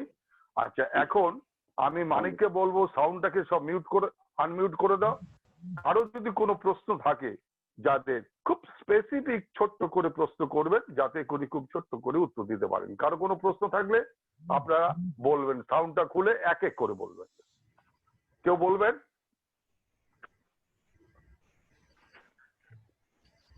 সাউন্ডটা খুলে দাও মানিক। জয় গুরু। আপনার পরিচয় দেবেন। আমার নাম হলো চন্দন পাল, আমি ঢাকা বাংলাদেশ থেকে বলছি। বলুন, প্রশ্ন করুন। হ্যাঁ, সেটা হচ্ছে আমরা যে হবিষ্যন্ন করি, হবিষ্যন্নর অ্যাকচুয়ালি ব্রত পালন করতে হলে আমরা কি কি ফল খেতে পারি, আর এটা এক একজনে এক একটা বলছে। আমরা বইতে একটা পাচ্ছি, আপনার প্রার্থনার বইতে একটা পাচ্ছি, কিন্তু অনেকে অনেক কথা বলছে। এই ব্যাপারটা যদি ক্লিয়ার করেন মনে সবার জন্য ভালো হয়। ঠিক আছে, শুনুন আপনি। আপনি কি কি পাচ্ছেন একটা শুনি, তার সাথে যদি যোগদান হয় আমি বলবো, বা বাদ দেওয়া হয় বলবো। না, সেখানে তো বলা আছে কলা, আম, এই দুটো কলা মানে কথা বলা আছে। কি কলা সেটা ঠিক করতে হবে। সেটা তো কলার ব্যাপারে কিছু বলা নেই। আমরা সাধারণত এখানে চাপা কলাই খেয়ে থাকি, চাপা অথবা সাগর কলা খেয়ে থাকি। কলা, এই দুই কলা ছাড়া অন্য কলা দেওয়া যায় খাওয়া যায় না। মানে কাঁচা কলা না, আমি কাঁচা কলার কথা বলছি। কাঁচা কলার তো রকম ভেদ নাই, কাঁচা কলা তো কাঁচা কলা। হ্যাঁ, কাঁচা কলা তো আপনার, হ্যাঁ কাঁচা কলা তো খাওয়া যায় সময়। আমি চাপা কলা বলেছি, চাপা কলা, পাকা চাপা কলা খাই, পাকা চাপা কলা বা কাঁঠালি কলা, এই দুটো কলা খায়। এই দুটো লাগে। প্রশ্ন উত্তর। হ্যাঁ, আর আমের সময় আম খাই, আর কোনো কিছু খাওয়া হয় না। হ্যাঁ, খাওয়া যাবে। ওকে জয় গুরু। খাওয়া আর যাবে। কি কোনো ফল খাওয়া যাবে কি? হ্যাঁ হ্যাঁ, এমনি যে আপেলের টুকরো খেতে পারেন, যেগুলো পুজোয় লাগে সেগুলো আচ্ছা, আপনি খেতে পারেন, সেগুলো সবই খেতে ওকে ওকে জয় ঠিক গুরু, আছে। জয় গুরু, জয় গুরু। হ্যাঁ, আপনাদের প্রশ্ন করার সময় একটা জিনিস বলে রাখি, আজকের আমাদের সাবজেক্ট ম্যাটার হচ্ছে প্রিয় পরমের ইচ্ছা পরিপূরণে আচার্যদেব শিশির দাদা। এর উপরেই যদি আপনারা স্পেসিফিক প্রশ্ন করেন তাহলে খুব ভালো হয়। পরে কেউ থাকলে বলবেন। জয়গুরু দাদা, জয়গুরু। কে বলছেন বলুন? আমি আমি অলোক কুমার জানা বলছি, ভূপতিনগর সৎসঙ্গ কেন্দ্র, আমাদের পূর্ব মেদিনীপুর জেলা। জয়গুরু দাদা, ঋচিরঞ্জন দা এবং আপনাকে যারা আছেন সবাইকে জয়গুরু। আমার এই জানাটা একটু ব্লক করে দাও না গো এখানে। করুন, প্রশ্নটা করুন। চন্দনদা আপনি সাউন্ডটাকে মিউট করুন, যার প্রশ্ন হয়ে যাবে সে সাউন্ডটা মিউট করে দিন নিজে থেকে। ওকে ওকে ওকে জয় গুরু দাদা, জয় গুরু, এখনই করে দিচ্ছি। হ্যাঁ, প্রশ্নটা করবো দাদা। হ্যাঁ করুন করুন। শ্রদ্ধেয় দাদার কাছে আমার প্রশ্ন যে ওনার তো অনেক লেখা আমরা পড়েছি, উনি বিভিন্ন আলোচনা পত্রিকায় বিভিন্ন ভাবে আমাদেরকে অনুপ্রাণিত করেন। না, আচার্য দেবের যে ইচ্ছা যিনি প্রকাশ করেছেন 3.5 কোটি দীক্ষার, সেই দীক্ষার আগামী দিনে আমরা একজন সাধারণ কর্মী হিসেবে মানুষকে আমরা কি রকম ভাবে যাজন করলে আমরা সেটা সফল করতে পারি, আমার একটা প্রশ্ন। দাদা যদি একটু তার মতো করে বলেন তাহলে খুব ভালো হয়। ঠিক আছে, শুনুন। আমার বোধের মধ্যে, আপনি যেহেতু আমাকে বলেছেন, আমার বোধের মতো করে সূর্য কি নতুন করে ওঠে নাকি প্রত্যেকদিন আকাশে? সূর্য যেমন ভাবে ওঠে তেমন ভাবেই উঠবে, তেমন ভাবেই ওঠে। যাজন কার্য যেভাবে করতে হয় সেভাবেই করবেন। যাজন মানে নিজে যজন করে সেইটিকে সামনে আনা, এইটি হলো সর্বপ্রথম কাজ। মানুষ, শ্রী ঠাকুর এক জায়গায় বলছেন, একজন মুখ যে কথা বলতে পারে না সেও অনেক বড় যাজক হতে পারে। সেই জন্য যাজনের প্রক্রিয়াগত আলাদা কোনো পদ্ধতি তিনি বলেননি, এবং এটা দ্রুততার সাথে। ব্যাপারটা হলো শ্রী ঠাকুর আমাদের সামনে আদর্শ। তিনি যে সকালবেলায় উঠে সব কাজ করতেন সেটা আপনারা সবাই জানেন, তার জীবনী গ্রন্থের মধ্যে দিয়ে জানেন। এবং ঠাকুরের মা তার পুজো টুজো সারার আগে সব ঘরটর ঝাড় দেওয়া, বিছানা ইয়ে করা, ঘর সাজানো, ঘর গোছানো, ঠাকুর এই করে সঙ্গে সঙ্গে বাইরে আমাদের জন্য তিনি বেরিয়ে পড়তেন, আমাদের উদ্ধারের জন্য। আগে মায়ের পুজো করে তারপরে সবাইকে করতেন, এবং যে কাজটা আমরা 1 ঘন্টায় করি সেই কাজটা তিনি 5 মিনিটে করে ফেলতে পারতেন। কারণ তার সজ্জা এমনই সজ্জিত থাকতো যে নতুন করে সজ্জার তেমন কিছু দরকার হয় না, আমাদের ঘরে ঘরে যেরকম দরকার হয়। এইভাবে হ্যাঁ। আচ্ছা, আপনারা সাউন্ডটাকে মিউট করুন, যে প্রশ্ন করছে আপনারা সবাই সাউন্ডটা খুলেছেন। তখন না দাদা, আপনারা যারা পেছনে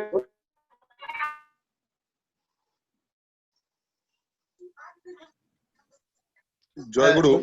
জয়গুরু দাদা, আমি বলছি তাহলে প্রথমে বাড়িতে যজন করে পিতামাতার প্রতি যেমন আমরা শ্রদ্ধা জ্ঞাপন করি সেভাবে করে তারপরে আমরা বাকি কাজটা শুরু করতে পারি, এভাবেই তো করব।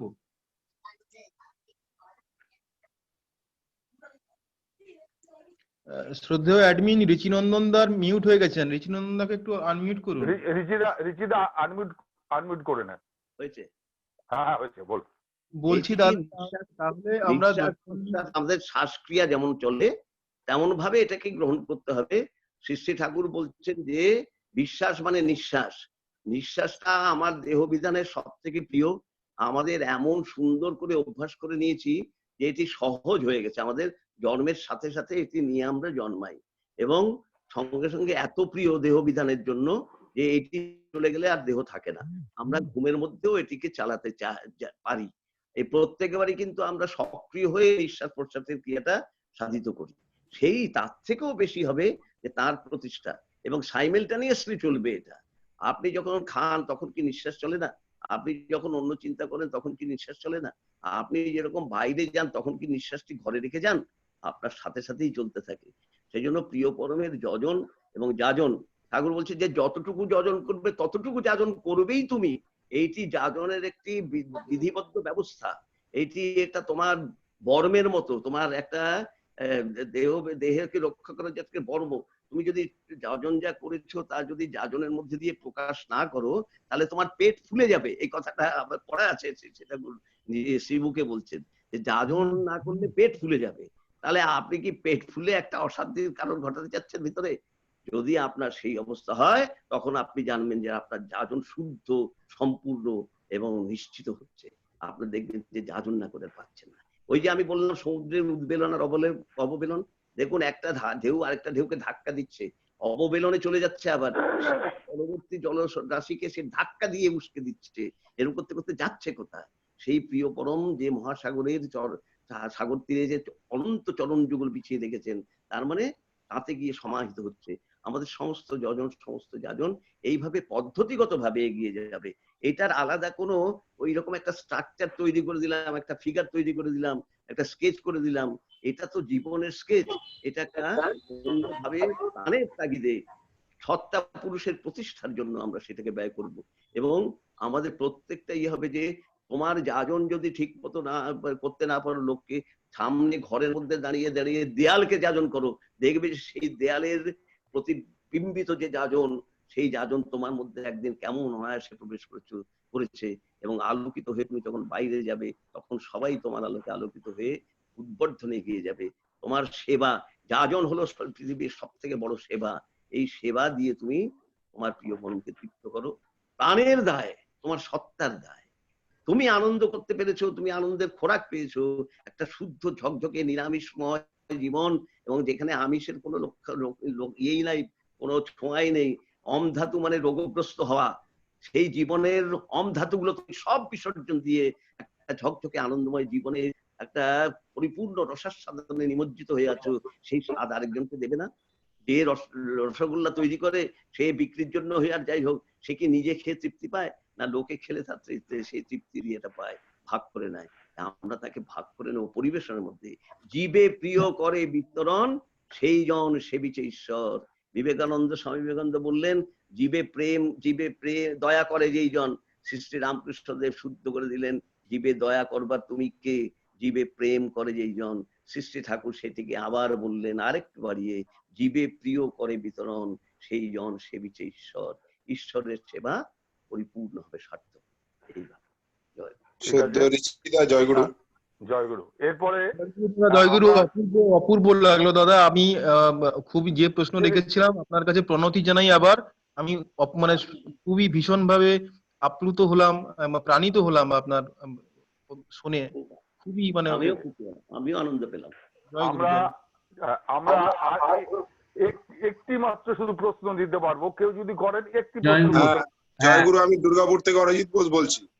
হ্যাঁ বলুন। হ্যাঁ বলুন। রিচিদা জয়গুরু।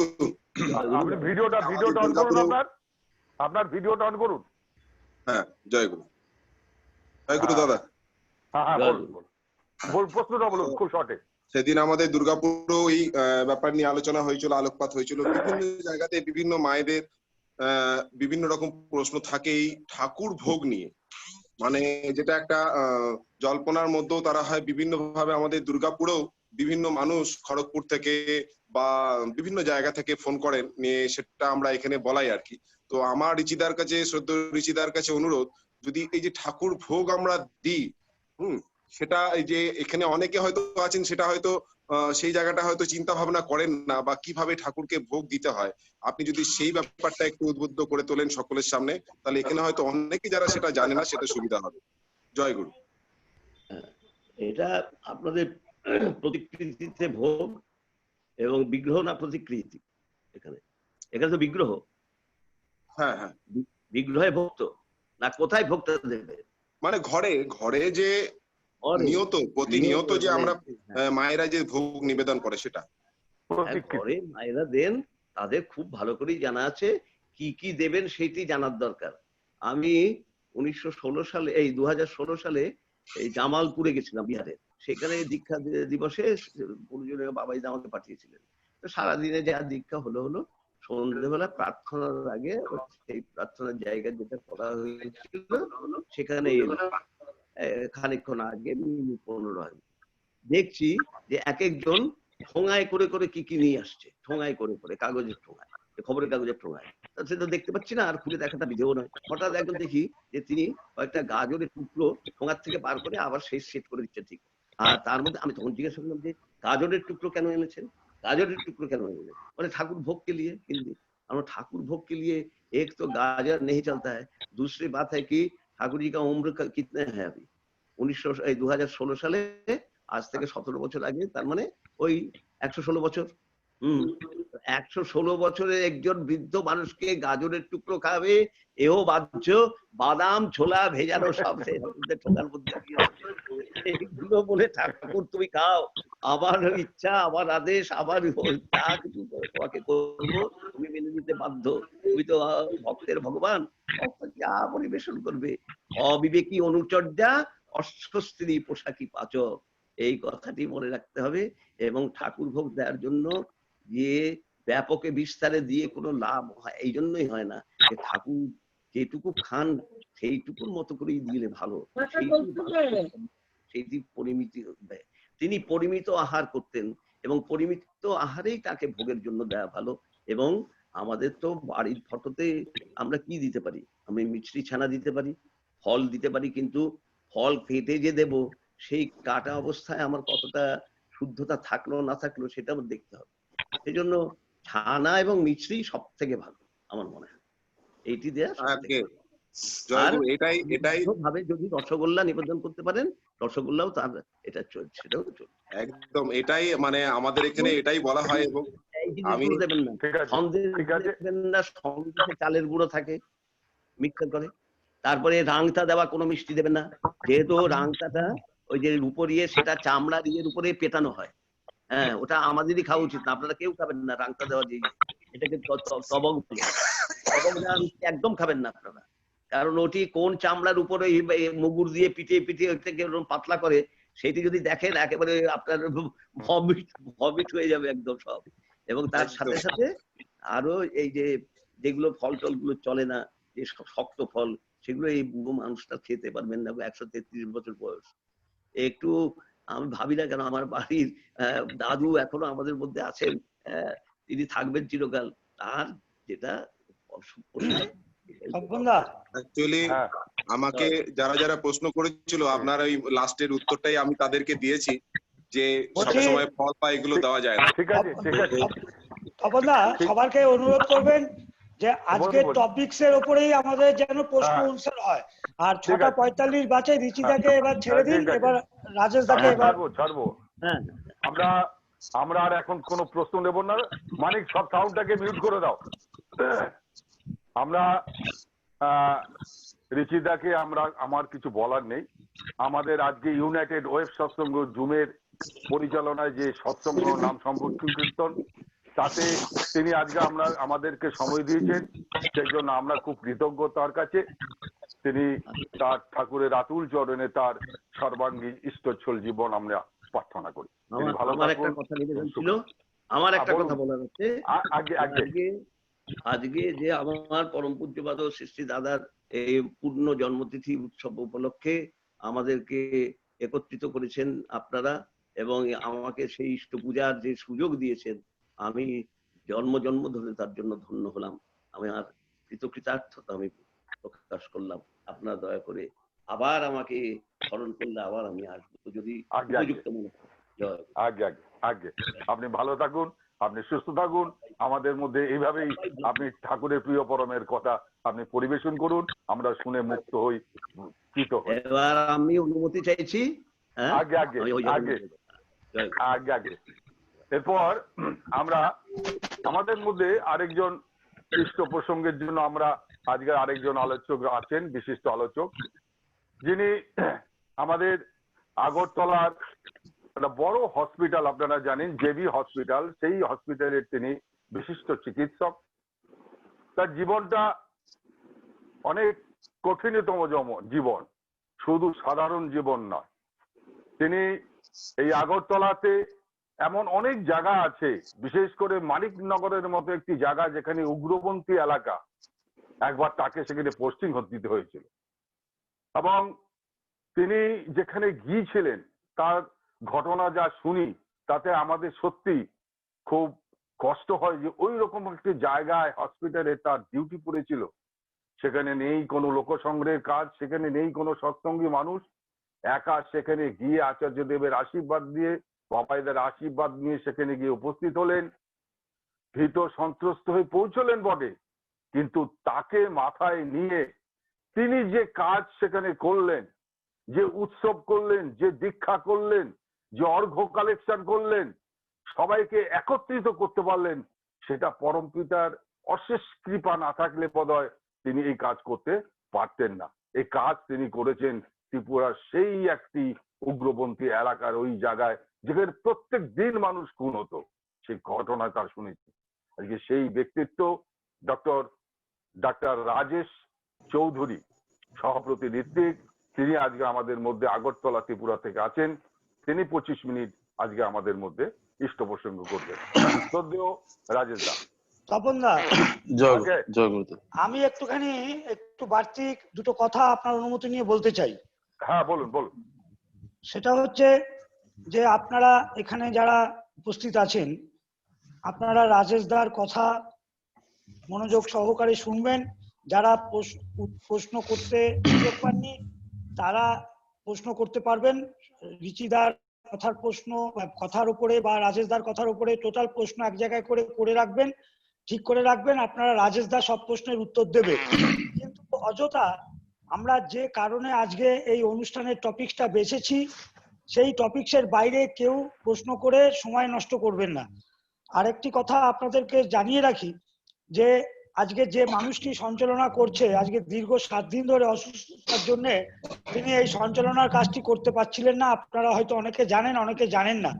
সেই মানুষটিকে আজকে এই জায়গায় বসিয়েছেন, যার ওষুধে, যার ট্রিটমেন্টে ডক্টর রাজেশ চৌধুরী হচ্ছেন তিনি, যিনি তাকে প্রেসক্রাইব করে ওষুধ দিয়ে ওই ত্রিপুরা থেকেই তিনি সেবা দিয়েছেন। এইভাবে তিনি মানুষকে সেবা দেন। জয়গুরু। এবার রাজেশ দা বলবেন। আমি বলতে চাইছিলাম, ওটা ঠিকই বলেছেন, এবং আমি খুব কৃতজ্ঞ রাজেশ দার কাছে। ওনাকে আমি যখন ফোন করেছি, সকালে, দুপুর, রাতে, হোয়াটসঅ্যাপে লিখেছি, প্রত্যেকটি অ্যাডভাইস এত সুন্দরভাবে আমার কাজে লেগেছে, এবং প্রিয় পরমের ইচ্ছাকে তিনি বাস্তবে সত্যি ঠাকুরের যে আশীর্বাদ, সেই আশীর্বাদ তার মধ্য দিয়ে আমার মধ্যে পড়েছে। সেই জন্য আমি তার কাছে কৃতজ্ঞ, আমাকে সুস্থ করে দেওয়ার জন্য এবং আপনার সামনাসামনি আজকে উপস্থিত হওয়ার জন্য। শ্রদ্ধেয় ডাক্তার রাজেশ চৌধুরী, সহপ্রতিনিধি, এখন ইষ্ট প্রসঙ্গ করুন। টপিকটা একবার বলে দেন। টপিকটা হচ্ছে আজকে প্রিয় পরমের ইচ্ছা পরিপূরণে আচার্যদেব শ্রী দাদা, addressed by আচার্যদেব শ্রী দাদা on fulfillment of Supreme Father's, or that is Thakur's desire. জয়গুরু। জয়গুরু। সর্বপ্রথম আমি আমার আভূমিলুণ্ঠিত প্রণাম নিবেদন করছি পরম দয়াল পরম প্রেমময় শ্রী শ্রী ঠাকুরের চরণে, পরম আরাধ্যা জগৎ জননী শ্রী শ্রী লক্ষ্মীমায়ের শ্রী চরণে, পরম পূজ্যপাদ শ্রী শ্রী বরদার শ্রী চরণে, পরম পূজ্যপাদ আচার্যদেব শ্রী শ্রী দাদার শ্রী চরণে, পরম পূজ্যপাদ শ্রী শ্রী বাবা দাদার শ্রী চরণে। আজ এই পুণ্য দিবসে আমাদের সকলের জীবন আরাধ্য পরম পূজ্যপাদ আচার্যদেব শ্রী শ্রী দাদা, তার 88তম জন্মতিথি আজকে। এই পুণ্য লগ্নে এই অনলাইন সৎসঙ্গে যারা উপস্থিত আছেন, প্রত্যেককে আমার আনন্দিত জয় গুরু প্রীতির শুভেচ্ছা। যারা আমার গুরুজন রয়েছেন এখানে, তাদের যথাযোগ্য স্থানে আমার সশ্রদ্ধ প্রণাম জানাই। আমি ঠাকুরের দয়ায়, শ্রী শ্রী বাবা দাদার আশীর্বাদে ডাক্তারি পেশায় আসতে পেরেছি, সেটা আমার পরম সৌভাগ্য। এবং তিনি দয়া করে সেবা করার সুযোগ দিয়েছেন, বা যারাই ফোন করে যেভাবে হোক সাহায্য চাইছেন, ওনারা চাইছেন, সেটা ওনাদের দয়া। ত্রিপুরায় বা অনেক ডাক্তারই তো রয়েছে, তো আমাকে সুযোগটুকু দেওয়া হয়েছে, সেটা আমার পরম সৌভাগ্যের ব্যাপার। আর বাকি যেটা হয়েছে সেটা অবশ্যই ঠাকুরের দয়াতে হয়েছে। আমি আমার মতো করে সাধারণ বুদ্ধিতে যতটুকু করেছি। এতক্ষণ আমাদের শ্রদ্ধেয় রুচিনন্দন দা তার জ্ঞানের গর্ব এবং অভিজ্ঞতা সমন্বিত কথা বলেছেন। তার কথা আমি মুগ্ধ হয়ে শুনি। তার পাণ্ডিত্য, তার জ্ঞান, তার অভিজ্ঞতা আমাদের পথ নির্দেশ করে। তারপর আমার বলাটা অনেকটা দৃষ্টতা হয়ে যায়, তবু আমি আদিষ্ট হয়েছি আমার মতো করে দু চারটে আমার যা বোধে আসে আমি একটু বলতে চেষ্টা করব।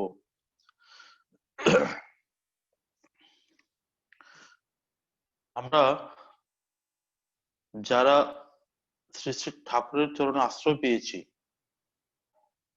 পৃথিবীতে যদি সবচেয়ে সৌভাগ্যশালী কেউ থেকে থাকে তাহলে একমাত্র আমরাই, যারা সুযোগ পেয়েছি তার চরণে ঠাঁই পাওয়ার, যাদেরকে তিনি দয়া করে তার দিকে টেনে নিয়েছেন।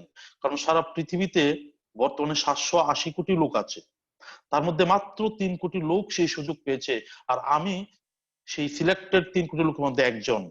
সেটা আমার জন্মান্তরের সৌভাগ্য, আমার মা বাবার কৃতকর্মের ফল যে আমি আমার জীবনে এই সুযোগটুকু পেয়েছি ঠাকুরের চরণে ঠাঁই পাওয়ার, তার কাজ করার।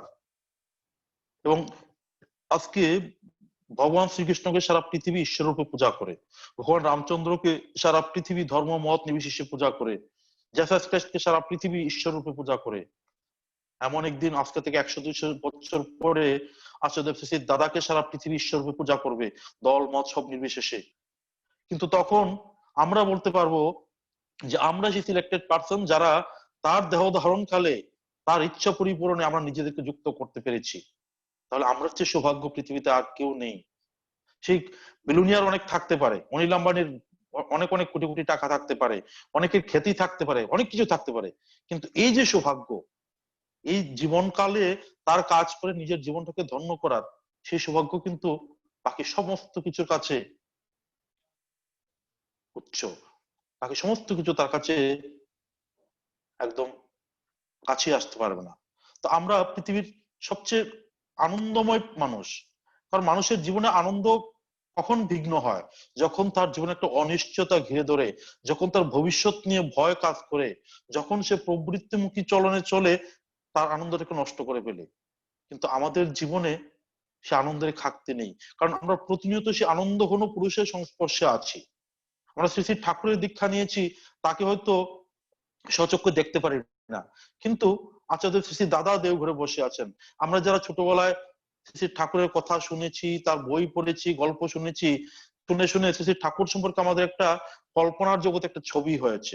আমরা যখন দেওঘর গিয়েছি, গিয়ে সেখানে আচার্য শ্রী দাদাকে দেখেছি, শ্রী বাবাদাকে দেখেছি, দেখে মনে হয়েছে যা ছোটবেলায় যেরকমটা পড়েছি তার এক জলজন্ত রূপ আমার সামনে বসে আছে। আমরা শ্রী শ্রী ঠাকুরকে দেওঘর দেখতে পাই, অনুভব করতে পারি, আর সেজন্যই দেওঘর যাওয়ার জন্য আমাদের যে একটা আকুলতা, তা কিন্তু সবসময় প্রত্যেকটা সৎসঙ্গীর মনে কাজ করে। নর্মালি মানুষ তীর্থ ভ্রমণ করতে যায়, বৃন্দাবন, কাশী, গয়া বছরে একবার বা সারা জীবন একবার যায়, কিন্তু এই যে দেওঘর যাওয়ার যে আকুলতা, একবার গেলে আবার কবে আসবো এরকম যে একটা টান সবসময়, তার একমাত্র কারণ হলো শ্রী শ্রী ঠাকুর সেখানে জীবন্ত বর্তমান। সেই যে প্রেমের স্পর্শ আমরা পাই দেওঘর গিয়ে, সেই প্রেমের টানে আমরা পাগল পারা হয়ে উঠি। আজকে এই মডার্ন লাইফস্টাইলে সাধারণত মানুষ অর্থ, নারী, খ্যাতি, বৈভব এগুলির প্রতি আকৃষ্ট, এগুলিকে অর্জন করার জন্য মানুষ সারাটা জীবন কাজ করে চলে। কিন্তু আজকে দেখা যায় সৎসঙ্গীরা এই সমস্ত প্রলোভনকে পেছন ফিরে, অর্থ, নারী, খ্যাতি, বৈভবকে পেছন ফিরে আচার্য দেবের দিকে ছুটে চলেছে। তিনি যখন যা বলেন সেটাকে পরিপূর্ণ করার জন্য প্রত্যেকটা মানুষ ঝাঁপিয়ে পড়ে। এক রিভলিউশন সমাজে আসছে, তা একমাত্র তার অপরিসীম দয়া, ভালোবাসা, প্রেমের কারণে। আমরা সেই প্রেমের স্পর্শ পেয়ে আমাদের জীবনটাকে আনন্দময় করে তুলেছি। তাই এই যে সৌভাগ্য, সেই সৌভাগ্যকে মাথায় নিয়ে আমাদের জীবনটাকে যদি তার কাছে বলি প্রদত্ত করে তুলতে পারি, আমাদের প্রতি প্রত্যেকটা সৎসঙ্গীর জীবন তার কাছে বলি প্রদত্ত, এই বোধ নিয়ে যদি আমি চলতে পারি যে আমার জীবনের প্রতিটা ক্ষণ, প্রতিটা মুহূর্ত, আমার যা যা আছে সমস্ত কিছু শুধু তাকে তৃপ্ত করার জন্য, শ্রী শ্রী আচার্যদেবকে খুশি করার জন্য, তাহলে আমার জীবন সার্থক হয়, তাহলে শ্রী শ্রী ঠাকুর খুশি হন, আর আমার জন্মান্তর যে সৌভাগ্য সেটা বাস্তবে পরিণত হয়। আপনারা সবাই জানেন যে আচার্য শ্রী দাদা 3.5 কোটি দীক্ষার আশীর্বাদ করেছেন। এই যে 3.5 কোটি দীক্ষা আশীর্বাদ করেছেন, প্রথম অবস্থা যেদিন শুনেছি মনে হয়েছে তিনি 3.5 কোটি কেন বললেন, সেটা 5 কোটি হতে পারতো, 1 কোটি হতে পারতো, 50 লক্ষ হতে পারতো, বা 3 কোটি হতে পারতো, 3.5 কোটি। তো এই সংখ্যাটার পিছনে নিশ্চয়ই একটা তার কোনো কারণ রয়েছে, তার কোনো যুক্তি রয়েছে, তার বাস্তব একটা ভিত্তি রয়েছে। তখন আমি আমার বোধে যতটুকু বুঝলাম যে তিনি যখন কোনো আশীর্বাদ করেন, আমাদেরকে কোনো কাজের দায়িত্ব দেন, তার পূর্বেই তিনি তার সমস্ত ভিত্তি প্ল্যাটফর্ম তৈরি করে আমাদেরকে বলেন, যাতে আমরা কাজটা সহজে করতে পারি। তিনি নিশ্চয়ই এই 3.5 কোটি দীক্ষা এই মুহূর্তে হতে পারে এমন একটা প্ল্যাটফর্ম তিনি তৈরি করে দিয়েছেন, তৈরি করেই আমাদেরকে বলছেন 3.5 কোটি দীক্ষা দেওয়ার জন্য। তা না হলে তিনি 5 কোটি বলতেন, তা না হলে তিনি 1 কোটি বলতেন, 50 লক্ষ বলতেন। কি সে ভিত্তি বা প্ল্যাটফর্ম? তখন শুনতে পেলাম যে সে ঋত্বিক কনফারেন্সে জানানো হলো যে সারা পৃথিবীতে এখন অব্দি 3 কোটি দীক্ষিত মানুষ রয়েছে, সৎসঙ্গী মানুষ রয়েছে।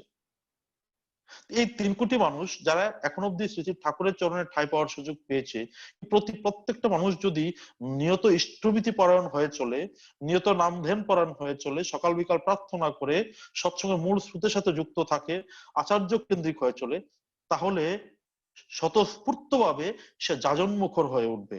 সে মানুষকে ঠাকুরের কথা না বলে পারবেই না। কারণ যে ইষ্টভীতি করে, নাম ধ্যান করে, প্রার্থনা করে, আচার্যদেবকে ভালোবাসে, তার মুখ থেকে ঠাকুরের কথা অটোমেটিক্যালি বের হয়। কথায় আছে যে কয়লা খায় সে কয়লা পায়খানা করে। তা আমি যা ভাব আমার ভিতরে ঢুকবে সেই ভাবই আমার মুখ দিয়ে বের হবে। তো এই 3 কোটি মানুষ যদি প্রতিদিন মানুষকে যাজন করে, তাহলে এবং সারা বছরে যদি 2 জন মানুষকে যাজন করে শ্রী ঠাকুরের চরণ পাতে নিয়ে আসে, তাহলে 1 বছরে 6 কোটি দীক্ষা হতে পারে। কিন্তু ধরে নিলাম যে এই 3 কোটি মানুষের মধ্যে 33%, মানে 1 কোটি মানুষ এখনো প্রস্তুত হয়ে ওঠেনি, এখনো তারা নাম ধ্যান পরায়ণ, ইষ্টভীতি পরায়ণ হয়ে ওঠেনি, এখনো তাদের পক্ষে যাজন সম্ভব নয়। তাই বাদ দিয়ে দিলাম 1 কোটি, রইল 4 কোটি মানুষ। এই 2 কোটি মানুষ, এই 2 কোটি মানুষ যদি প্রত্যেক দিন এই ঠাকুরের দীক্ষান্তে যা যা করেন সেগুলি প্র্যাকটিস করে, প্র্যাকটিস মানে সাধনা, সেই সাধনায় নিজেকে নিয়োজিত করে, আর তার ফলশ্রুতিতে মানুষকে ঠাকুরের দয়ার কথা বলে, ঠাকুরকে ধরে নিজের জীবনের যে অভিজ্ঞতা, সেই অভিজ্ঞতাগুলি সহজ সরল ভাবে মানুষকে পরিবেশন করে, তাহলে 4 কোটি দীক্ষা হতে পারে। যদি প্রত্যেকে বছরে 2 জনকে যাজন করে ঠাকুরের চরণপদে নিয়ে আসতে পারে, তাহলে 1 বছরে 4 কোটি দীক্ষা হতে পারে। ধরে নিলাম এই 2 কোটি মানুষ প্রত্যেকে 2 জন করে যাজন করতে পারলো না, 2 জন করে ঠাকুরের চরণে আনতে পারলো না, 50 লক্ষ বাদ দিয়ে দিলাম, রইল 3.5 কোটি। 3.5 কোটি দীক্ষা অনায়াসে হয়ে যেতে পারে। তার জন্য আচার্য দাদা যে প্ল্যাটফর্ম তৈরি করেছেন, যে 3 কোটি দীক্ষা হওয়ার সাথে সাথেই তিনি কিন্তু সারা দেশে তথা পৃথিবীতে ছোট ছোট হাজার হাজার উপজনা কেন্দ্র তিনি গঠন করেছেন। সেই উপজনা কেন্দ্র গঠন করার সাথে সাথেই প্রত্যেকটা কেন্দ্র মন্দির, আগে যেখান থেকে শুধু দায়িত্বগুলি পরিচালনা করা হতো, সেই সমস্ত দায়িত্বগুলি ডিসেন্ট্রালাইজ হয়ে গেল।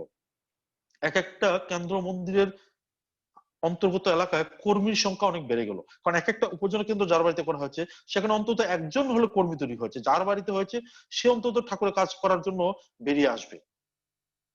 কর্মীর সংখ্যা, অ্যাক্টিভ কর্মীর সংখ্যা অনেক বেড়ে গেল।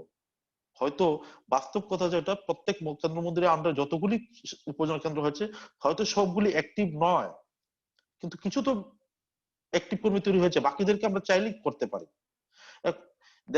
দেখা গেল যখন এই উপজেলা কেন্দ্র গঠন করা হলো, উপজেলা কেন্দ্রগুলি কার্যকারিতা শুরু হলো, তার পর মুহূর্তেই পূজ্যপাদ্য শ্রী শ্রী বাবাই দাদা বেরিয়ে পড়লেন আচার্য শ্রী শ্রী দাদার ইচ্ছাকে মাথায় নিয়ে। তিনি সর্বপ্রথম আমাদের ত্রিপুরা রাজ্যে আসলেন। এসে তিনি আমাদের ত্রিপুরা রাজ্যের সমস্ত উপজেলা কেন্দ্রগুলিকে অঞ্চল ভিত্তিক ভাগ করে 6টা ক্লোজ ডোর মিটিং করলেন। সারা ত্রিপুরা 6টা এরিয়াতে ভাগ করে 6টা ক্লোজ ডোর মিটিং করলেন 3 দিন নাগাদ। তো এই মিটিং করার আগে তিনি আমাদেরকে 1 মাস আগে তিনি আমাদের কিছু হোম টাস্ক দিয়েছিলেন, বলেছিলেন যে এই কাজগুলি সারার পরই আমি আসব। কি সেই কাজ? খুব সহজ কতগুলি কাজ। তিনি বললেন যে প্রত্যেকটা উপজেলা কেন্দ্রে একটা রেজিস্টার মেনটেন করতে হবে। সেই রেজিস্টার নিয়ে আমাদের উপজেলা কেন্দ্রের অন্তর্গত যতগুলি বাড়ি রয়েছে, সে দীক্ষিত অদীক্ষিত প্রত্যেকটা ঘরে ঘরে যেতে হবে, গিয়ে খোঁজে খোঁজে বের করতে হবে কোন বাড়িতে ঠাকুরের দীক্ষা নিয়েছে অথচ আমরা জানি না এমন কোন লোক আছে কিনা। হয়তো 20 বছর 50 বছর আগে কোন দীক্ষিত লোক রয়েছে, আমরা জানি না, সে লোকটা ইষ্টভৃতি করছে না, এরকম যদি কেউ থেকে থাকে তাদেরকেও খুঁজে বের করা এবং টোটাল উপজেলা কেন্দ্রের অন্তর্গত যতগুলি দীক্ষিত মানুষ সবাইকে সেই রেজিস্টারে নথিভুক্ত করা। আমরা তার আদেশ মতো আমাদের ভোটার লিস্ট ধরে ধরে আমাদের উপজেলা কেন্দ্র অন্তর্গত এলাকা প্রত্যেকটা ঘরে ঘরে গিয়েছি। যার ফলে আমি যেখানে কাজ করি, আমার বাড়িতে একটা উপজেলা কেন্দ্র, দেখা যাচ্ছে এমন 2জন লোক পেয়েছি, একজনের বয়স 70 বছর উপর, একজন প্রায় 90 ছুঁই ছুঁই। তারা 40-50 বছর আগে ঠাকুর দীক্ষা নিয়েছিল, আমরা জানতামই না, অথচ আমাদের প্রতিবেশী। তারা কখনো আমাদেরকে জয়গুরু দেনি, পরিচয় দেনি, দীক্ষা নিয়েছিল, ঠাকুরের ইষ্টভৃতি করছে না। এরকম ভাবে তার আশীর্বাদের ফলশ্রুতিতে এই লোকগুলি বেরিয়ে আসলো। এমন এছাড়াও অনেক লোক পেয়েছি যারা ঠাকুরের দীক্ষা নিয়েছে, ইষ্টভৃতি করছে না, সৎসঙ্গের মূল স্রোতের সাথে যুক্ত নয়, আমাদের সাথে যোগাযোগ নেই। এরকম বহু বহু লোকের পরিচয় আমরা পেয়েছি। তো তার আশীর্বাদ নিয়ে আমরা সেগুলি রেজিস্টারে নথিভুক্ত করেছি। তো রেজিস্টারে নথিভুক্ত করতে গিয়ে আমরা ফ্যামিলি ওয়াইজ এক একটা পৃষ্ঠা অ্যালট করেছি। যে প্রথম যে বাড়িতে গিয়েছি ওই বাড়ির মালিকের নাম, যদি অর্ঘ প্রশস্তি থেকে থাকে অর্ঘ প্রশস্তির number, family code number, mobile number নথিভুক্ত করার পর টোটাল কতজন সদস্য রয়েছে সেই পরিবারে, 5 জন থাকুক 7 জন থাকুক, প্রত্যেকের আলাদা আলাদা নাম লিখেছি। প্রত্যেকের মোবাইল নাম্বার যদি থাকে আলাদা আলাদা মোবাইল নাম্বার লিখেছি। সে কি করে, তার পেশা কি, তার শিক্ষাগত যোগ্যতা কত, সেগুলি লিখেছি। তারপর তাদের মধ্যে যে দীক্ষিত, হয়তো 7 জনের মধ্যে 3 জন দীক্ষিত, তাদেরকে আমরা মার্ক করেছি দীক্ষিত। তাদের মধ্যে যারা ইষ্টভৃতি করে তাদেরকে মার্ক করেছি, যারা ইষ্টভৃতি করে না তাদেরকে মার্ক করেছি সে ইষ্টভৃতি করে না বলে। সেজন্য আমরা আলাদা আলাদা কলাম রেখেছি, কে ইষ্টভৃতি করে কে করে না। তার এই যে রেজিস্টারটা বানানোর শ্রী বায়দার যে এই পরিকল্পনা, তার পেছনে অনেক সুদূর প্রসারী একটা লক্ষ্য আছে। লক্ষ্যটা হলো এরকম যে রেজিস্টার যখন বানানো হচ্ছে তখন আমি যখন এক একটা পরিবারের প্রত্যেকটা সদস্যের ডিটেলস নিচ্ছি এবং সে রেজিস্টার নথিভুক্ত করছে, তখন আমার জানা হয়ে যাচ্ছে যে এই পরিবারে একটা 8 বছরের ছেলে আছে, এই পরিবারে একটা 11 বছর ছেলে আসে যে দীক্ষা নেয়নি। তো সেটা যখন আমি রেজিস্টার মেনটেন করে নিলাম, তখন আমার নখদর্পণে থেকে এগুলো যে আমার টোটাল এরিয়াতে আগামী বছর কোন কোন পরিবার দীক্ষা হতে পারে, 2 বছর পরে কোন কোন পরিবার দীক্ষা হতে পারে, সেটা আমাদের রেজিস্টার দেখে আমরা একটা গ্ল্যান্স আমরা সেই আইডিয়াটা পেয়ে যাই। তার পাশাপাশি সবার পেশা নথিভুক্ত করার পিছনে শ্রী বাবাদের আর একটা উদ্দেশ্য ছিল। উদ্দেশ্য হলো যে আমরা গুরু ভাইয়েরা যখন কোনো অফিসে, আদালতে, কোর্টে যেখানে কোনো সমস্যায় পড়ি, আমাদের একটা সুবিধা থাকে যে আমরা যেখানে যাই সেখানে একজন গুরু ভাই পাই। অফিসে, আদালতে, কোর্টে, স্কুলে, করে যেখানেই যাই, যখন গুরু ভাই পাই তার কাছে গিয়ে যখন জয়গুরু দিই, তখন নিজের ভাইয়ের চেয়ে একটা আপনত্ব তৈরি হয়। দেখা যায় আমার সেই সমস্যাটা সেই আমার যে গুরু ভাই সে বিশেষ পদক্ষেপ নিয়ে আমাকে সাহায্য করছে, সেটা আমরা প্রত্যেকেই সে অনুভব রয়েছে। শ্রী বাবাদের ইচ্ছা ছিল যে আমাদের গুরু ভাইরা এই যে পেশাগুলি নথিভুক্ত করার উদ্দেশ্য হলো যে আমাদের গুরু ভাইরা কে কোথায় আছে তা যাতে আমাদের দৃষ্টিগোচরে থাকে। যদি আমার উপজেলা কেন্দ্রে কারো কোনো প্রয়োজন পড়ে, যাতে আমি সেই গুরু ভাইটির সাথে তার যোগাযোগ করে দিতে পারি, যাতে সে তার সমাধানটুকু ওইখান থেকে পেয়ে যায়। এরকম ভাবে আমরা প্রত্যেকটা পরিবার পিছু সমস্ত ডিটেলস লিপিবদ্ধ করেছি। যারা যারা সস্তনী ব্রতধারী তাদেরকে আইডেন্টিফাই করেছি। তারপর আমরা আলাদা করেছি, যারা ইষ্টভৃতি করে না তাদেরকে আলাদা লিখেছি, যারা করে যাদেরকে আলাদা লিখেছি। এরকম ভাবে প্রত্যেক উপজেলা কেন্দ্রে একটা রেজিস্টার বানানোর চেষ্টা করা হয়েছে। শ্রী বাবাদা যখন আসলেন তখন সে রেজিস্টার থেকে একটা জিস্ট রিপোর্ট, যে আমার উপজেলা কেন্দ্রে টোটাল 200 ফ্যামিলি আছে, তার মধ্যে 70টা ফ্যামিলি ঠাকুরের সদ্দীক্ষা গ্রহণ করেছে, তার মধ্যে 30টা ফ্যামিলি ইষ্টভৃতি করে না, 40টা করে, এরকম যেরকম একটা জিস্ট রিপোর্ট বানিয়ে তার হাতে দেওয়া হয়েছে।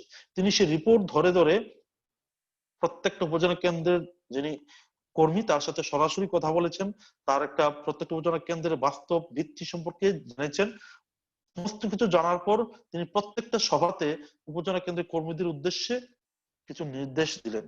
আপনারা তো অনেকেই জানেন। তারপর তিনি অনেক জায়গায় গিয়ে একই কথাগুলি বলেছেন, সেগুলি আমি আবার রিপিট করছি, কারণ একই কথা বারবার শুনলে তার ইম্প্যাক্ট আমাদের মাথায় বা ব্রেনে খুব ভালো হয়। তিনি বললেন যে প্রথমেই আমাদের কাজ হবে প্রত্যেকটা উপজেলা কেন্দ্রে একটা 4-5 জনের টিম বানানো। সেই টিমে 1 জন বা 2 জন মা থাকলে সবচেয়ে ভালো হয়। কারণ আমরা যখন প্রত্যেকটা পরিবারে যাব, অনেক পরিবারে গিয়ে হয়তো দেখবো কোনো পুরুষ লোক নেই, শুধু মায়েরা আছেন, পুরুষ লোক কাজে চলে গেছে। তখন আমাদের মধ্যে যদি কোনো মায়েরা না থাকেন তাহলে কথা বলতে বা সেই ঘরে গিয়ে বসতে সমস্যা। তাই বললেন যে টিমে 1 জন বা 2 জন মা রাখতে।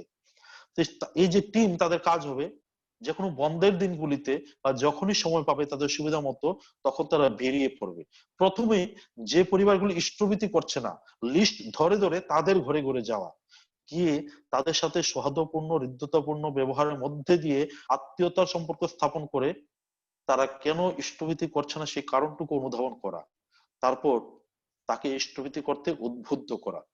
এই কথা বলার পর তিনি একটা স্পেসিফিক নির্দেশ দিয়েছিলেন যে যদি দেখি যে কেউ অনেক আগে দীক্ষা নিয়েছে এবং তার বীজ মন্ত্র মনে আছে এবং ঋত্বিকের নাম মনে আছে, তাহলে আমরা তাকে ইষ্টভীতির মন্ত্র, শত অনুজ্ঞা এবং ঠাকুর প্রণামের মন্ত্র কাগজে লিখে দিতে পারি। শত অনুজ্ঞা যাতে না দেই, কাগজে লিখে জেরক্স করে দিতে পারি এবং তাদেরকে আমরাই ইষ্টভীতি চালু করে দিতে পারি। কোনো এসপিআর এর প্রয়োজন নেই। যারা আমরা যাব ঘরে ঘরে তারাই সেই ইষ্টভীতির মন্ত্র শিখিয়ে তাদেরকে ইষ্টভীতি শুরু করে দিতে পারি। যাদের বীজ মন্ত্র মনে থাকবে না তাদেরকে বা যে কোনো পাঞ্জাদারিক কর্মীর এসপিআর এর মাধ্যমে সে বীজ মন্ত্র শুনতে হবে।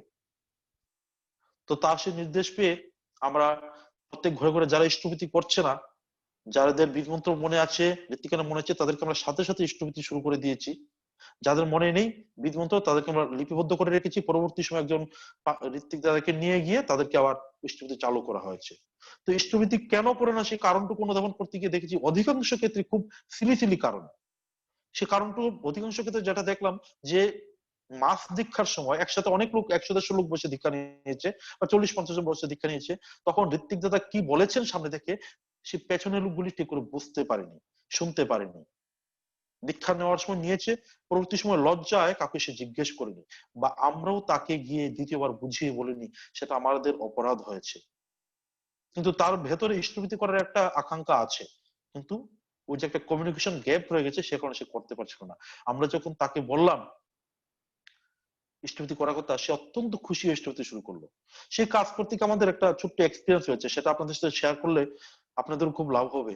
যে আমরা প্রথম সবার ঘরে গিয়ে জিজ্ঞেস করতাম যে আপনি কি ইষ্টভীতি করেন। এই যে ডাইরেক্ট একটা প্রশ্ন জিজ্ঞেস করছি আপনি কি ইষ্টভীতি করেন, এই কথার ফলশ্রুতিতে দেখা গেছে দুই রকম রিয়াকশন দেখা যাচ্ছে। প্রথমত অধিকাংশ লোকই সরাসরি এই প্রশ্নের উত্তরে স্বীকার করছে না যে সে ইষ্টভীতি করে না। অনেকে মিথ্যা কথা বলছে, হ্যাঁ হ্যাঁ করি বলে আমাদেরকে এড়িয়ে যেতে চাইছিল শর্টকাটে। আর বেশ কয়েকজন পেয়েছি যারা আমাদের প্রশ্ন শুনে রেগে গেছেন। রাগাটাই স্বাভাবিক। আমি ইষ্টভীতি করি, আমাকে যদি কেউ জিজ্ঞেস করে আপনি কি ইষ্টভীতি করেন, তাহলে আমার এগোতে লাগবে, আমার রাগ উঠবে যে তুমি কি বাচ্চা ছিল, তুমি আমাকে জিজ্ঞেস করছো ইষ্টভীতি করে কিনা। আমি দীর্ঘ 50 বছর ইষ্টভীতি করি। এরকম অনেকে রেগে গিয়েছে। তখন আমরা বুঝলাম যে আমাদের অ্যাপ্রোচটা পরিবর্তন করতে হবে। তখন আমরা সরাসরি আর কাউকে জিজ্ঞেস করিনি যে আপনি ইষ্টভীতি করেন কিনা। আমরা গিয়ে তাদের ঘরে গিয়ে প্রথমেই বলেছি যে আমরা পূজ্যপাদ শ্রী বাবা দাদার নির্দেশে আপনার বাড়িতে এসেছি আপনাদের খোঁজ খবর করতে, তিনি পাঠিয়েছেন আপনারা কেমন আছেন সেই ব্যাপারটা জানতে এবং তাকে জানাতে। তারা অত্যন্ত খুশি হলো যে পূজ্যপাদ বাবা দাদা এরকম ভাবে লোক পাঠিয়েছেন তাদের ঘরে। তখন আমরা তাদের ভালো মন্দ সাংসারিক খোঁজ খবর করে প্রায় 10-15 মিনিট কাটিয়ে তাদেরকে জিজ্ঞেস করলাম যে আপনি যে ইষ্টভীতি করেন আপনি কোথায় পাঠান, আপনার ঋত্বিকের নাম কি, আপনি অর্ঘ্যপ্রশস্তি পান কিনা। এই ধরনের আনুষঙ্গিক প্রশ্নগুলি করে আমরা বুঝতে পারলাম সে ইষ্টভীতি করে না। কারণ যখন জিজ্ঞেস করলাম আপনি ইষ্টভীতি কোথায় পাঠান, কেউ কি বলছে পোস্ট অফিসে পাঠাই, তখন সে মিথ্যা কথা বলছে। কেউ বলতে পারছে না কোথায় পাঠায়, ঋত্বিকের নাম বলতে পারছে না, অর্ঘ্যপ্রশস্তি কি বুঝতে পারছে না। এরকম আনুষঙ্গিক কথার মাধ্যমে বুঝতে পারলাম সে ইষ্টভীতি করছে না, কিন্তু লজ্জায় আমাদের কাছে প্রকাশ করতে পারছে না। তখন আমরা তাকে অভয় দিয়ে বললাম যে আপনার লজ্জা পাওয়ার কিছু নেই, আপনি যে ইষ্টভীতি করছেন না সেটা আমাদের দোষ, আপনার কোনো দোষ নেই তাতে। আমরা এসেছি আমাদের সেই দোষের প্রায়শ্চিত্ত করতে, আপনাকে সেই ইষ্টভীতি কিভাবে করতে হয় সেটা ধরিয়ে দিতে। দেখা গেল এই অ্যাপ্রোচের ফলে আমাদের কাজটা অনেক সহজ হয়ে গেল। তারা অনেকে সহজেই আমাদের অকপটে আমাদেরকে যে স্বীকার করলো যে সে ইষ্টভীতি করে না। তখন আমরা কি জন্য করে না সেই কারণটুকু বের করে তাকে ইষ্টভীতি করতে উদ্বুদ্ধ করলাম। এইভাবে আমরা প্রথম 20-25 দিন অনেকগুলি বাড়ি ঘরে গিয়ে এইভাবে করেছি। করে যখন আবার দ্বিতীয়বার 2 সপ্তাহ রিভিউতে গেলাম, দেখা গেল যারা আমাদের ইষ্টভীতি করবে বলেছে তাদের মধ্যে অনেক ইষ্টভীতি করছে না, হয়তো আমাদের সামনে করেছে তারপর দিন থেকে আর করিনি। আমাদের মন খুব খারাপ হয়ে গেছিল যে কিভাবে হবে। তখন আমরা আরেকটা অ্যাপ্রোচ নিলাম। তার পাশাপাশি ইষ্টভীতির পাশাপাশি পূজ্যপাদ বাবাই দাদা আরো 4-5টা নির্দেশ দিয়েছিলেন যে ইষ্টভীতির প্রথম লক্ষ্য থাকবে, তারপর দেখতে হবে প্রত্যেকটা দীক্ষিত পরিবারে ঠাকুরের আসন আছে কিনা।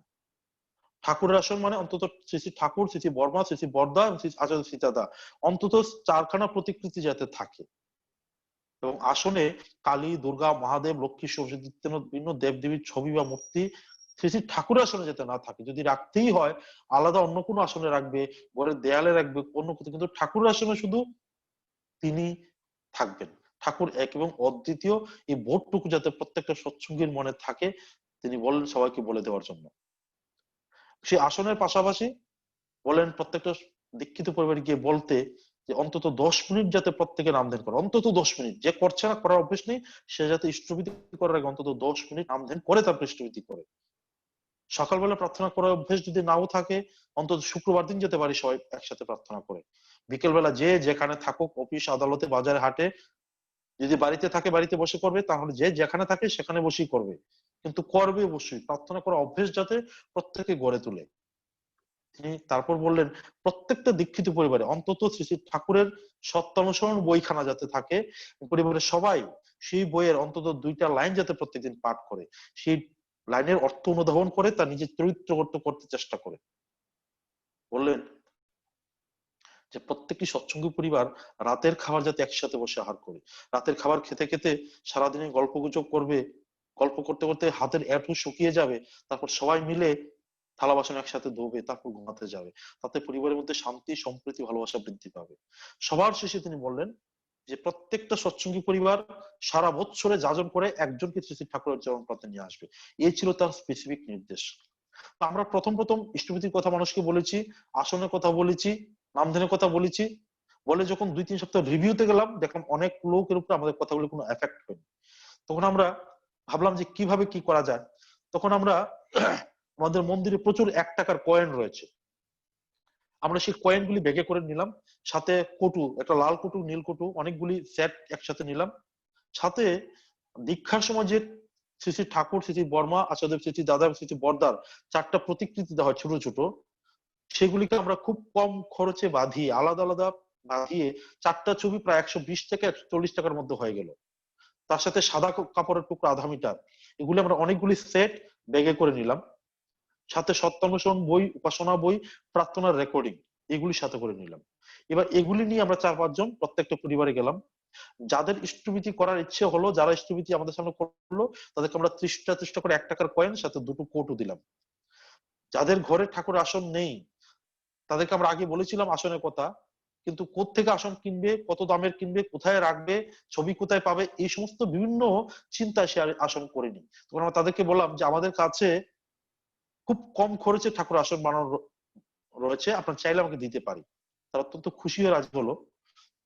আমরা তখন অর্থের বিনিময়ে তাদেরকে সেই আমাদের সাথে নেওয়া সাদা কাপড়ের টুকরো বিছিয়ে শ্রী ঠাকুর, শ্রী বর্মাচার্য, শ্রী দাদা, শ্রী আচার্য, শ্রী দাদার ছবি বসিয়ে যখন ধ্বনি দিয়ে আসন প্রতিষ্ঠা করলাম, প্রত্যেকটা পরিবার অত্যন্ত খুশি হলো। আমরা তাদের কাছে সত্যানুসরণ বইটুকু দিলাম, উপাসনা বই দিলাম, এবং প্রার্থনা রেকর্ডিং মোবাইলে দিয়ে দেখিয়ে দিলাম কিভাবে প্রার্থনা করতে হয়। এইভাবে যখন করলাম, তার পরবর্তী সময় যখন রিভিউতে গেলাম, দেখা গেল অনেকটা এফেক্টিভ হয়েছে। যাদেরকে আমরা কয়েন দিয়েছি তারা অধিকাংশ মানুষ ইষ্টভীতি চালু রেখেছে। আর বিশেষ করে ঘরে যখন ঠাকুর আসন প্রতিষ্ঠা হয়েছে, তখন সে ঘুম থেকে উঠে ঠাকুরকে দেখছে, তখন তার ইষ্টভীতি করার কথা মনে পড়ছে। আগে ঘরে ঠাকুর আসন ছিল না, তার ইষ্টভীতি করার কথাও মনে আসতো না, একটার সাথে আরেকটা সম্পর্কিত ছিল। এইভাবে আমরা চেষ্টা করেছি ঘরে ঘরে গিয়ে শ্রী বাবাদাদের কাজটাকে পরিপূরণ করার। এইবার আচার্য শ্রী দাদা 3.5 কোটি দীক্ষা, সেটাকে যদি ফুলফিল করতে হয়, শ্রী বাবাই দাদার এই কার্যক্রমকে বাদ দিয়ে কোনোভাবেই সম্ভব নয়। আমার যতটুকু বোধে আমি বুঝি যে শ্রী শ্রী বাবাই দাদার যে এই কাজটা 1 বছর 1.5 বছর আগে করতে বলেছেন, সেটাকে আমরা অতি অবশ্য গুরুত্ব দিয়ে আমরা কেন্দ্র মন্দিরে যারা পাঞ্জাবের কর্মী বা কর্মী সবসময় যারা ঠাকুরের কাজ করি, তাদের দায়িত্ব হবে আমাদের অন্তর্গত প্রত্যেকটা উপজেলা কেন্দ্রের প্রতিনিয়ত ভিজিট করে করে উপজেলা কেন্দ্রগুলিকে অ্যাক্টিভ করা। যেগুলি শুধু সাইনবোর্ড সদস্য পড়ে আছে, সেই বাড়ির দাদাদেরকে অ্যাক্টিভ করে তোলা, কথায় ব্যবহারে, খুব সম্ভব হলে তাদেরকে ঠাকুর বাড়ি নিয়ে গিয়ে আচ্ছা দাদা শ্রী বাবা দাদার সংস্পর্শে এনে তাদেরকে অ্যাক্টিভ করে তোলা। যখন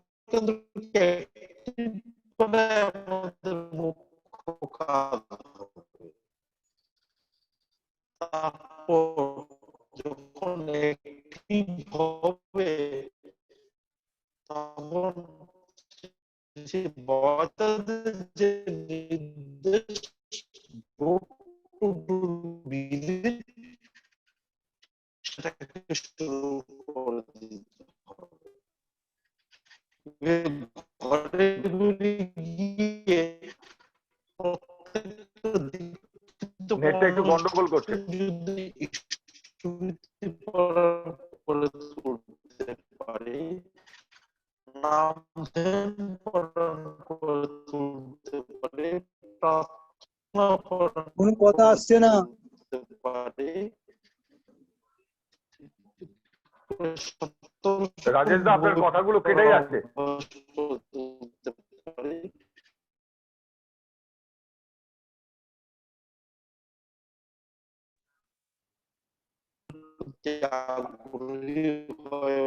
আপনার কথাগুলো কেটে কেটে যাচ্ছে। তার ভেতরে ঠাকুরের বোধ জাগ্রত হবে এবং সে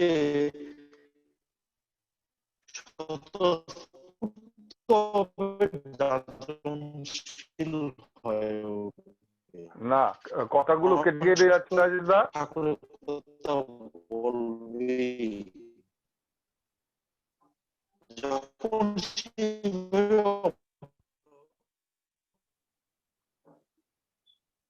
দাদার কথা শোনা যাচ্ছে? এইবার ঠিক আছে। হ্যাঁ, আপনি এর মধ্যে শেষ করতে হবে আমাদের। ওই প্রশ্ন উত্তরে পালাটা নেবো আর জয়রাধে আছে। হ্যাঁ দাদা, শেষ করে ফেলছি। তো এইভাবে প্রত্যেকটা ঘরে ঘরে গিয়ে প্রত্যেকটা মানুষকে আমরা যখন সৎসঙ্গে মূল স্রোতে যুক্ত করতে পারবো, তখন সে যদি প্রত্যেকটা মানুষ বছরে 2 জন মানুষকে ঠাকুরের চরণ করতে নিয়ে আসে, তাহলে অনায়াসে আচার্য দেব শ্রী দাদার আশীর্বাদ পূরণ হয়ে যাবে। আর ঠাকুরের কথা বলতে হলে খুব কঠিন করে বলতে হতে হবে।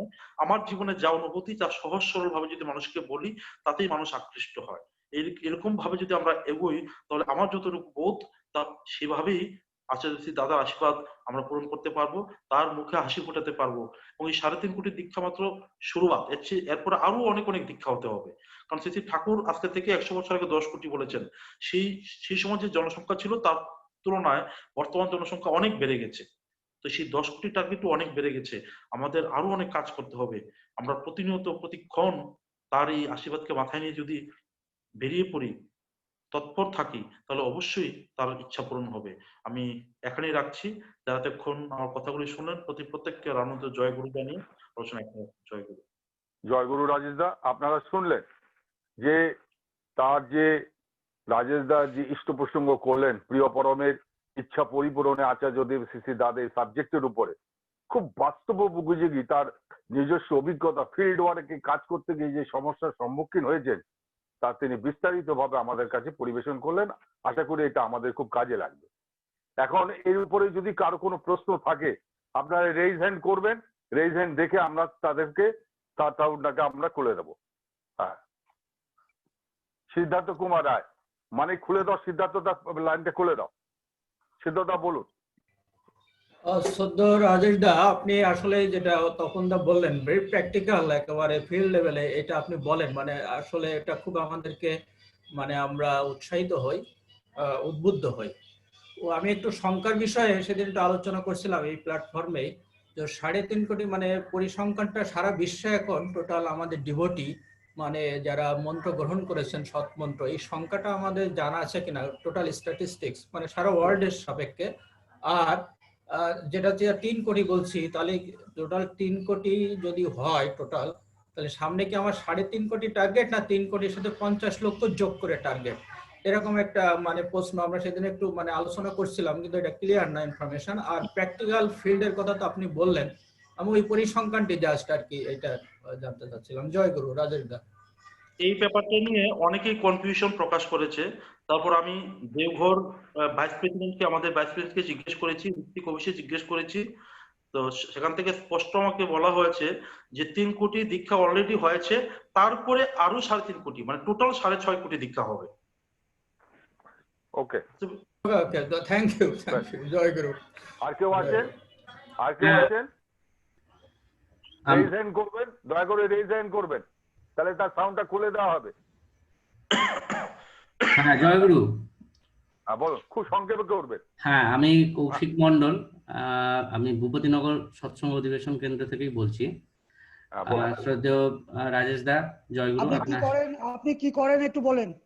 আমি মুখবেড়িয়া কলেজে প্রাণীবিদ্যা বিভাগের অধ্যাপক এবং আমি ক্যালকাটা ইউনিভার্সিটি থেকে রিসার্চ করি, মানে জমা দিয়েছি। তো আমার মানে প্রশ্ন ঠিক করা না, আমার জানার ইচ্ছে। তো যেটা হলো যে এই আধ্যাত্মিকতা, তার সঙ্গে সদ্গুরু দীক্ষার যে তাৎপর্য এবং আধ্যাত্মিক সদাচার, এইটা নিয়ে যদি একটু ক্লিয়ার করেন সাধারণভাবে। মানে আমরা ধরুন সাধারণভাবে তো দীক্ষা অনেক প্রকারের হয় বা অনেকভাবেই মানুষ বিভিন্নভাবে আধ্যাত্মিক চিন্তা ভাবনার সঙ্গে জড়িয়ে থাকে। পার্টিকুলার একটা সৎসঙ্গের সঙ্গে একটা মানুষকে যুক্ত করতে গেলে তাকে সদ্গুরুর দীক্ষার সঙ্গে আধ্যাত্মিকতার যে যোগটা, এবং সেক্ষেত্রে আধ্যাত্মিক সদাচারটা কতটা কিভাবে তাকে যোগ করা যেতে পারে, সেই বিষয়টা একটু যদি সহজভাবে মানে জানতে পারি আর কি। জয় গুরু দাদা। ব্যাপারটা আমি যতটুকু বুঝি, সাধারণ মানুষ সেই আধ্যাত্মিকতার প্রয়োজনীয়তা বুঝে না। আমি যখন কলেজে পড়তাম বা স্কুলে পড়তাম, আধ্যাত্মিকতা কি জিনিস সেটা কি প্রয়োজনীয়তা আমার কোনো ধারণা ছিল না।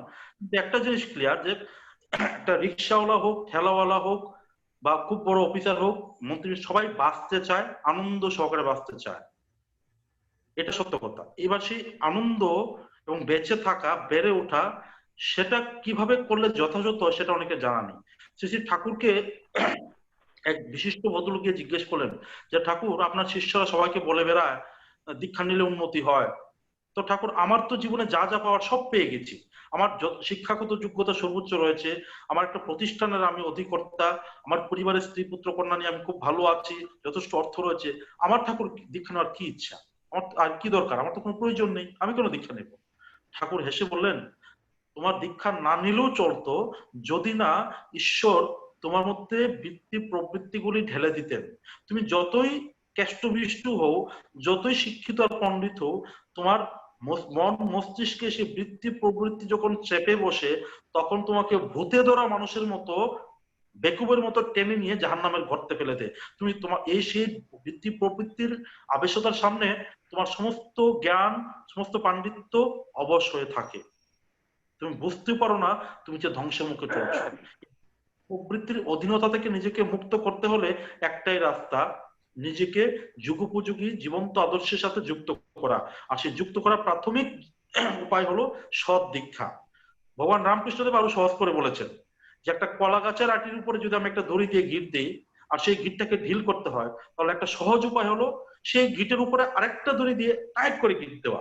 উপরের গিটটি যত টাইট হবে, নিচের গিট তত ঢিল হবে। অর্থাৎ তিনি বুঝাতে চেয়েছেন, ইষ্টের সাথে আমাদের বন্ধন যত দৃঢ় হবে, তার প্রতি আমাদের টান যত প্রকট হবে, ততই প্রবৃত্তির বন্ধন খসে পড়বে। এবং পৃথিবীর যত যত সমস্যা, সে ব্যক্তিগত জীবন হোক, পারিবারিক জীবন হোক, রাষ্ট্রীয় জীবন হোক, প্রত্যেক সমস্যার মূল যদি খোঁজা হয়, খুঁজতে খুঁজতে গিয়ে দেখা হবে সে প্রবৃত্তিমুখীনতা। সেই প্রবৃত্তিমুখীনতার কোনো চিকিৎসা নেই, কোনো যন্ত্র নেই, কোনো ভ্যাকসিন নেই, একটাই রাস্তা, প্রত্যেকটা মানুষ সদ্গুরু দীক্ষা নিয়ে সে জীবন্ত আদর্শের সাথে সক্রিয়ভাবে যুক্ত হওয়া।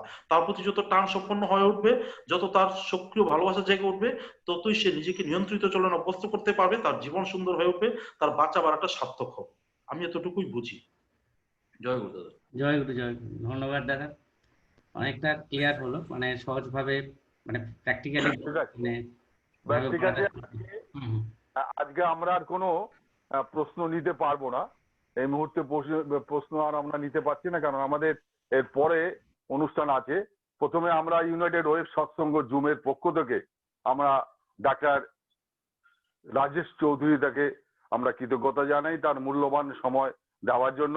আপনারা জানেন একজন চিকিৎসকের আজকে বিশেষ করে প্রচন্ড, তারা 24 ঘন্টা তারা তাদের অন ডিউটিতে থাকতে হয়, তবুও তিনি যে সময়টুকু বের করে আমাদের সঙ্গে ছিলেন, তার জন্য সত্যি আমরা খুব গর্বিত, আনন্দিত।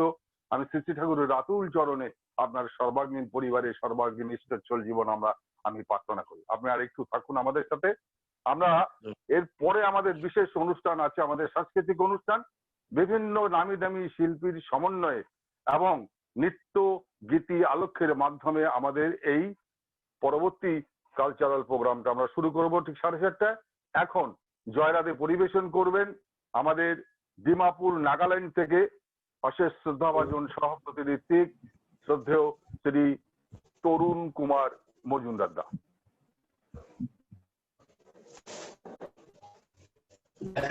শোনা যাচ্ছে? একদম পরিষ্কার, শুরু করুন। আজকে পরম পূজ্যপাদ আচার্যদেব শ্রী শ্রী দাদার 88তম পূর্ণ জন্মতিথি উপলক্ষে ইউনাইটেড ওয়েব সাইডের সৎসঙ্গে আজকে সমবেত হওয়ার একটা সুযোগ পেয়েছি। তাই এই ইউনাইটেড কর্মকর্তাদের এবং উপস্থিত শ্রী শ্রী ঠাকুরের পাঞ্জাধারী কর্মীবৃন্দ এবং সৎসঙ্গীদের সবাইকে আমার অন্তরে জয়গুরু জানিয়ে আজকে জয় রাধে শুরু করলাম। দেখা যাচ্ছে না, একটু দেখা গেলে ভালো লাগতো ভিডিওতে। হ্যাঁ, এবার ঠিক আছে, শুরু করুন।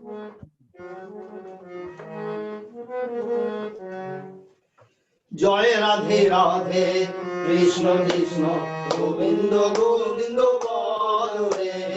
জয় রাধে রাধে কৃষ্ণ কৃষ্ণ গোবিন্দ গোবিন্দ বল রে।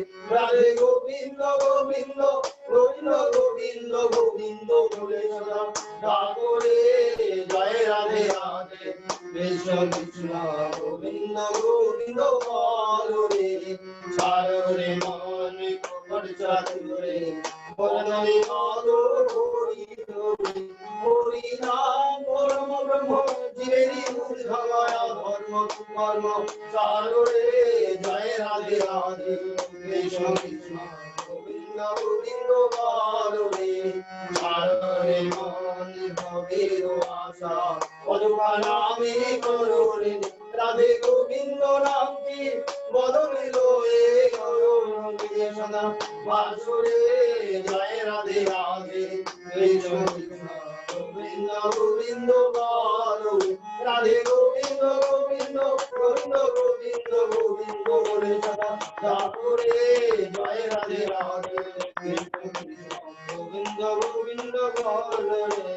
সারে মন নবন চাতুরে বলে মালো হরি হরি হরি বল হরি বল হরি বল হরি বল হরি বল হরি বল হরি বল হরি বল হরি বল হরি বল হরি বল হরি বল হরি বল হরি বল হরি নাম পরম ব্রহ্ম জীবেরই মূল ধর্মায় ধর্ম কর্ম চাতুরে। জয় রাধে রাধে কৃষ্ণ কৃষ্ণ গোবিন্দ গোবিন্দ বলরে। ছাড়রে মন ভবের আশা পরমা নামে করোরে। রাধা বল রাধা বল রাধা বল রাধা বল রাধা বল রাধা বল রাধা বল রাধা বল রাধা বল রাধা বল রাধা বল রাধা বল রাধা বল রাধা বল। রাধে গোবিন্দ নামে বলরে রয়ে রয়ে সদা বাসুরে। জয় রাধে রাধে কৃষ্ণ কৃষ্ণ গোবিন্দ গোবিন্দ বলরে। রাধে গোবিন্দ গোবিন্দ গোবিন্দ গোবিন্দ গোবিন্দ বলে সদা ডাকুরে। জয় রাধে রাধে কৃষ্ণ কৃষ্ণ গোবিন্দ গোবিন্দ বলরে। জয় রাধে রাধে কৃষ্ণ কৃষ্ণ গোবিন্দ গোবিন্দ বলরে। জয়গুরু জয়গুরু। এখন ধ্বনি দেবেন আমাদের পূর্ব মেদিনীপুর থেকে শ্রদ্ধেয় কৌশিক দা। শ্রদ্ধেয় কৌশিক দা, আপনি ধ্বনি দেন।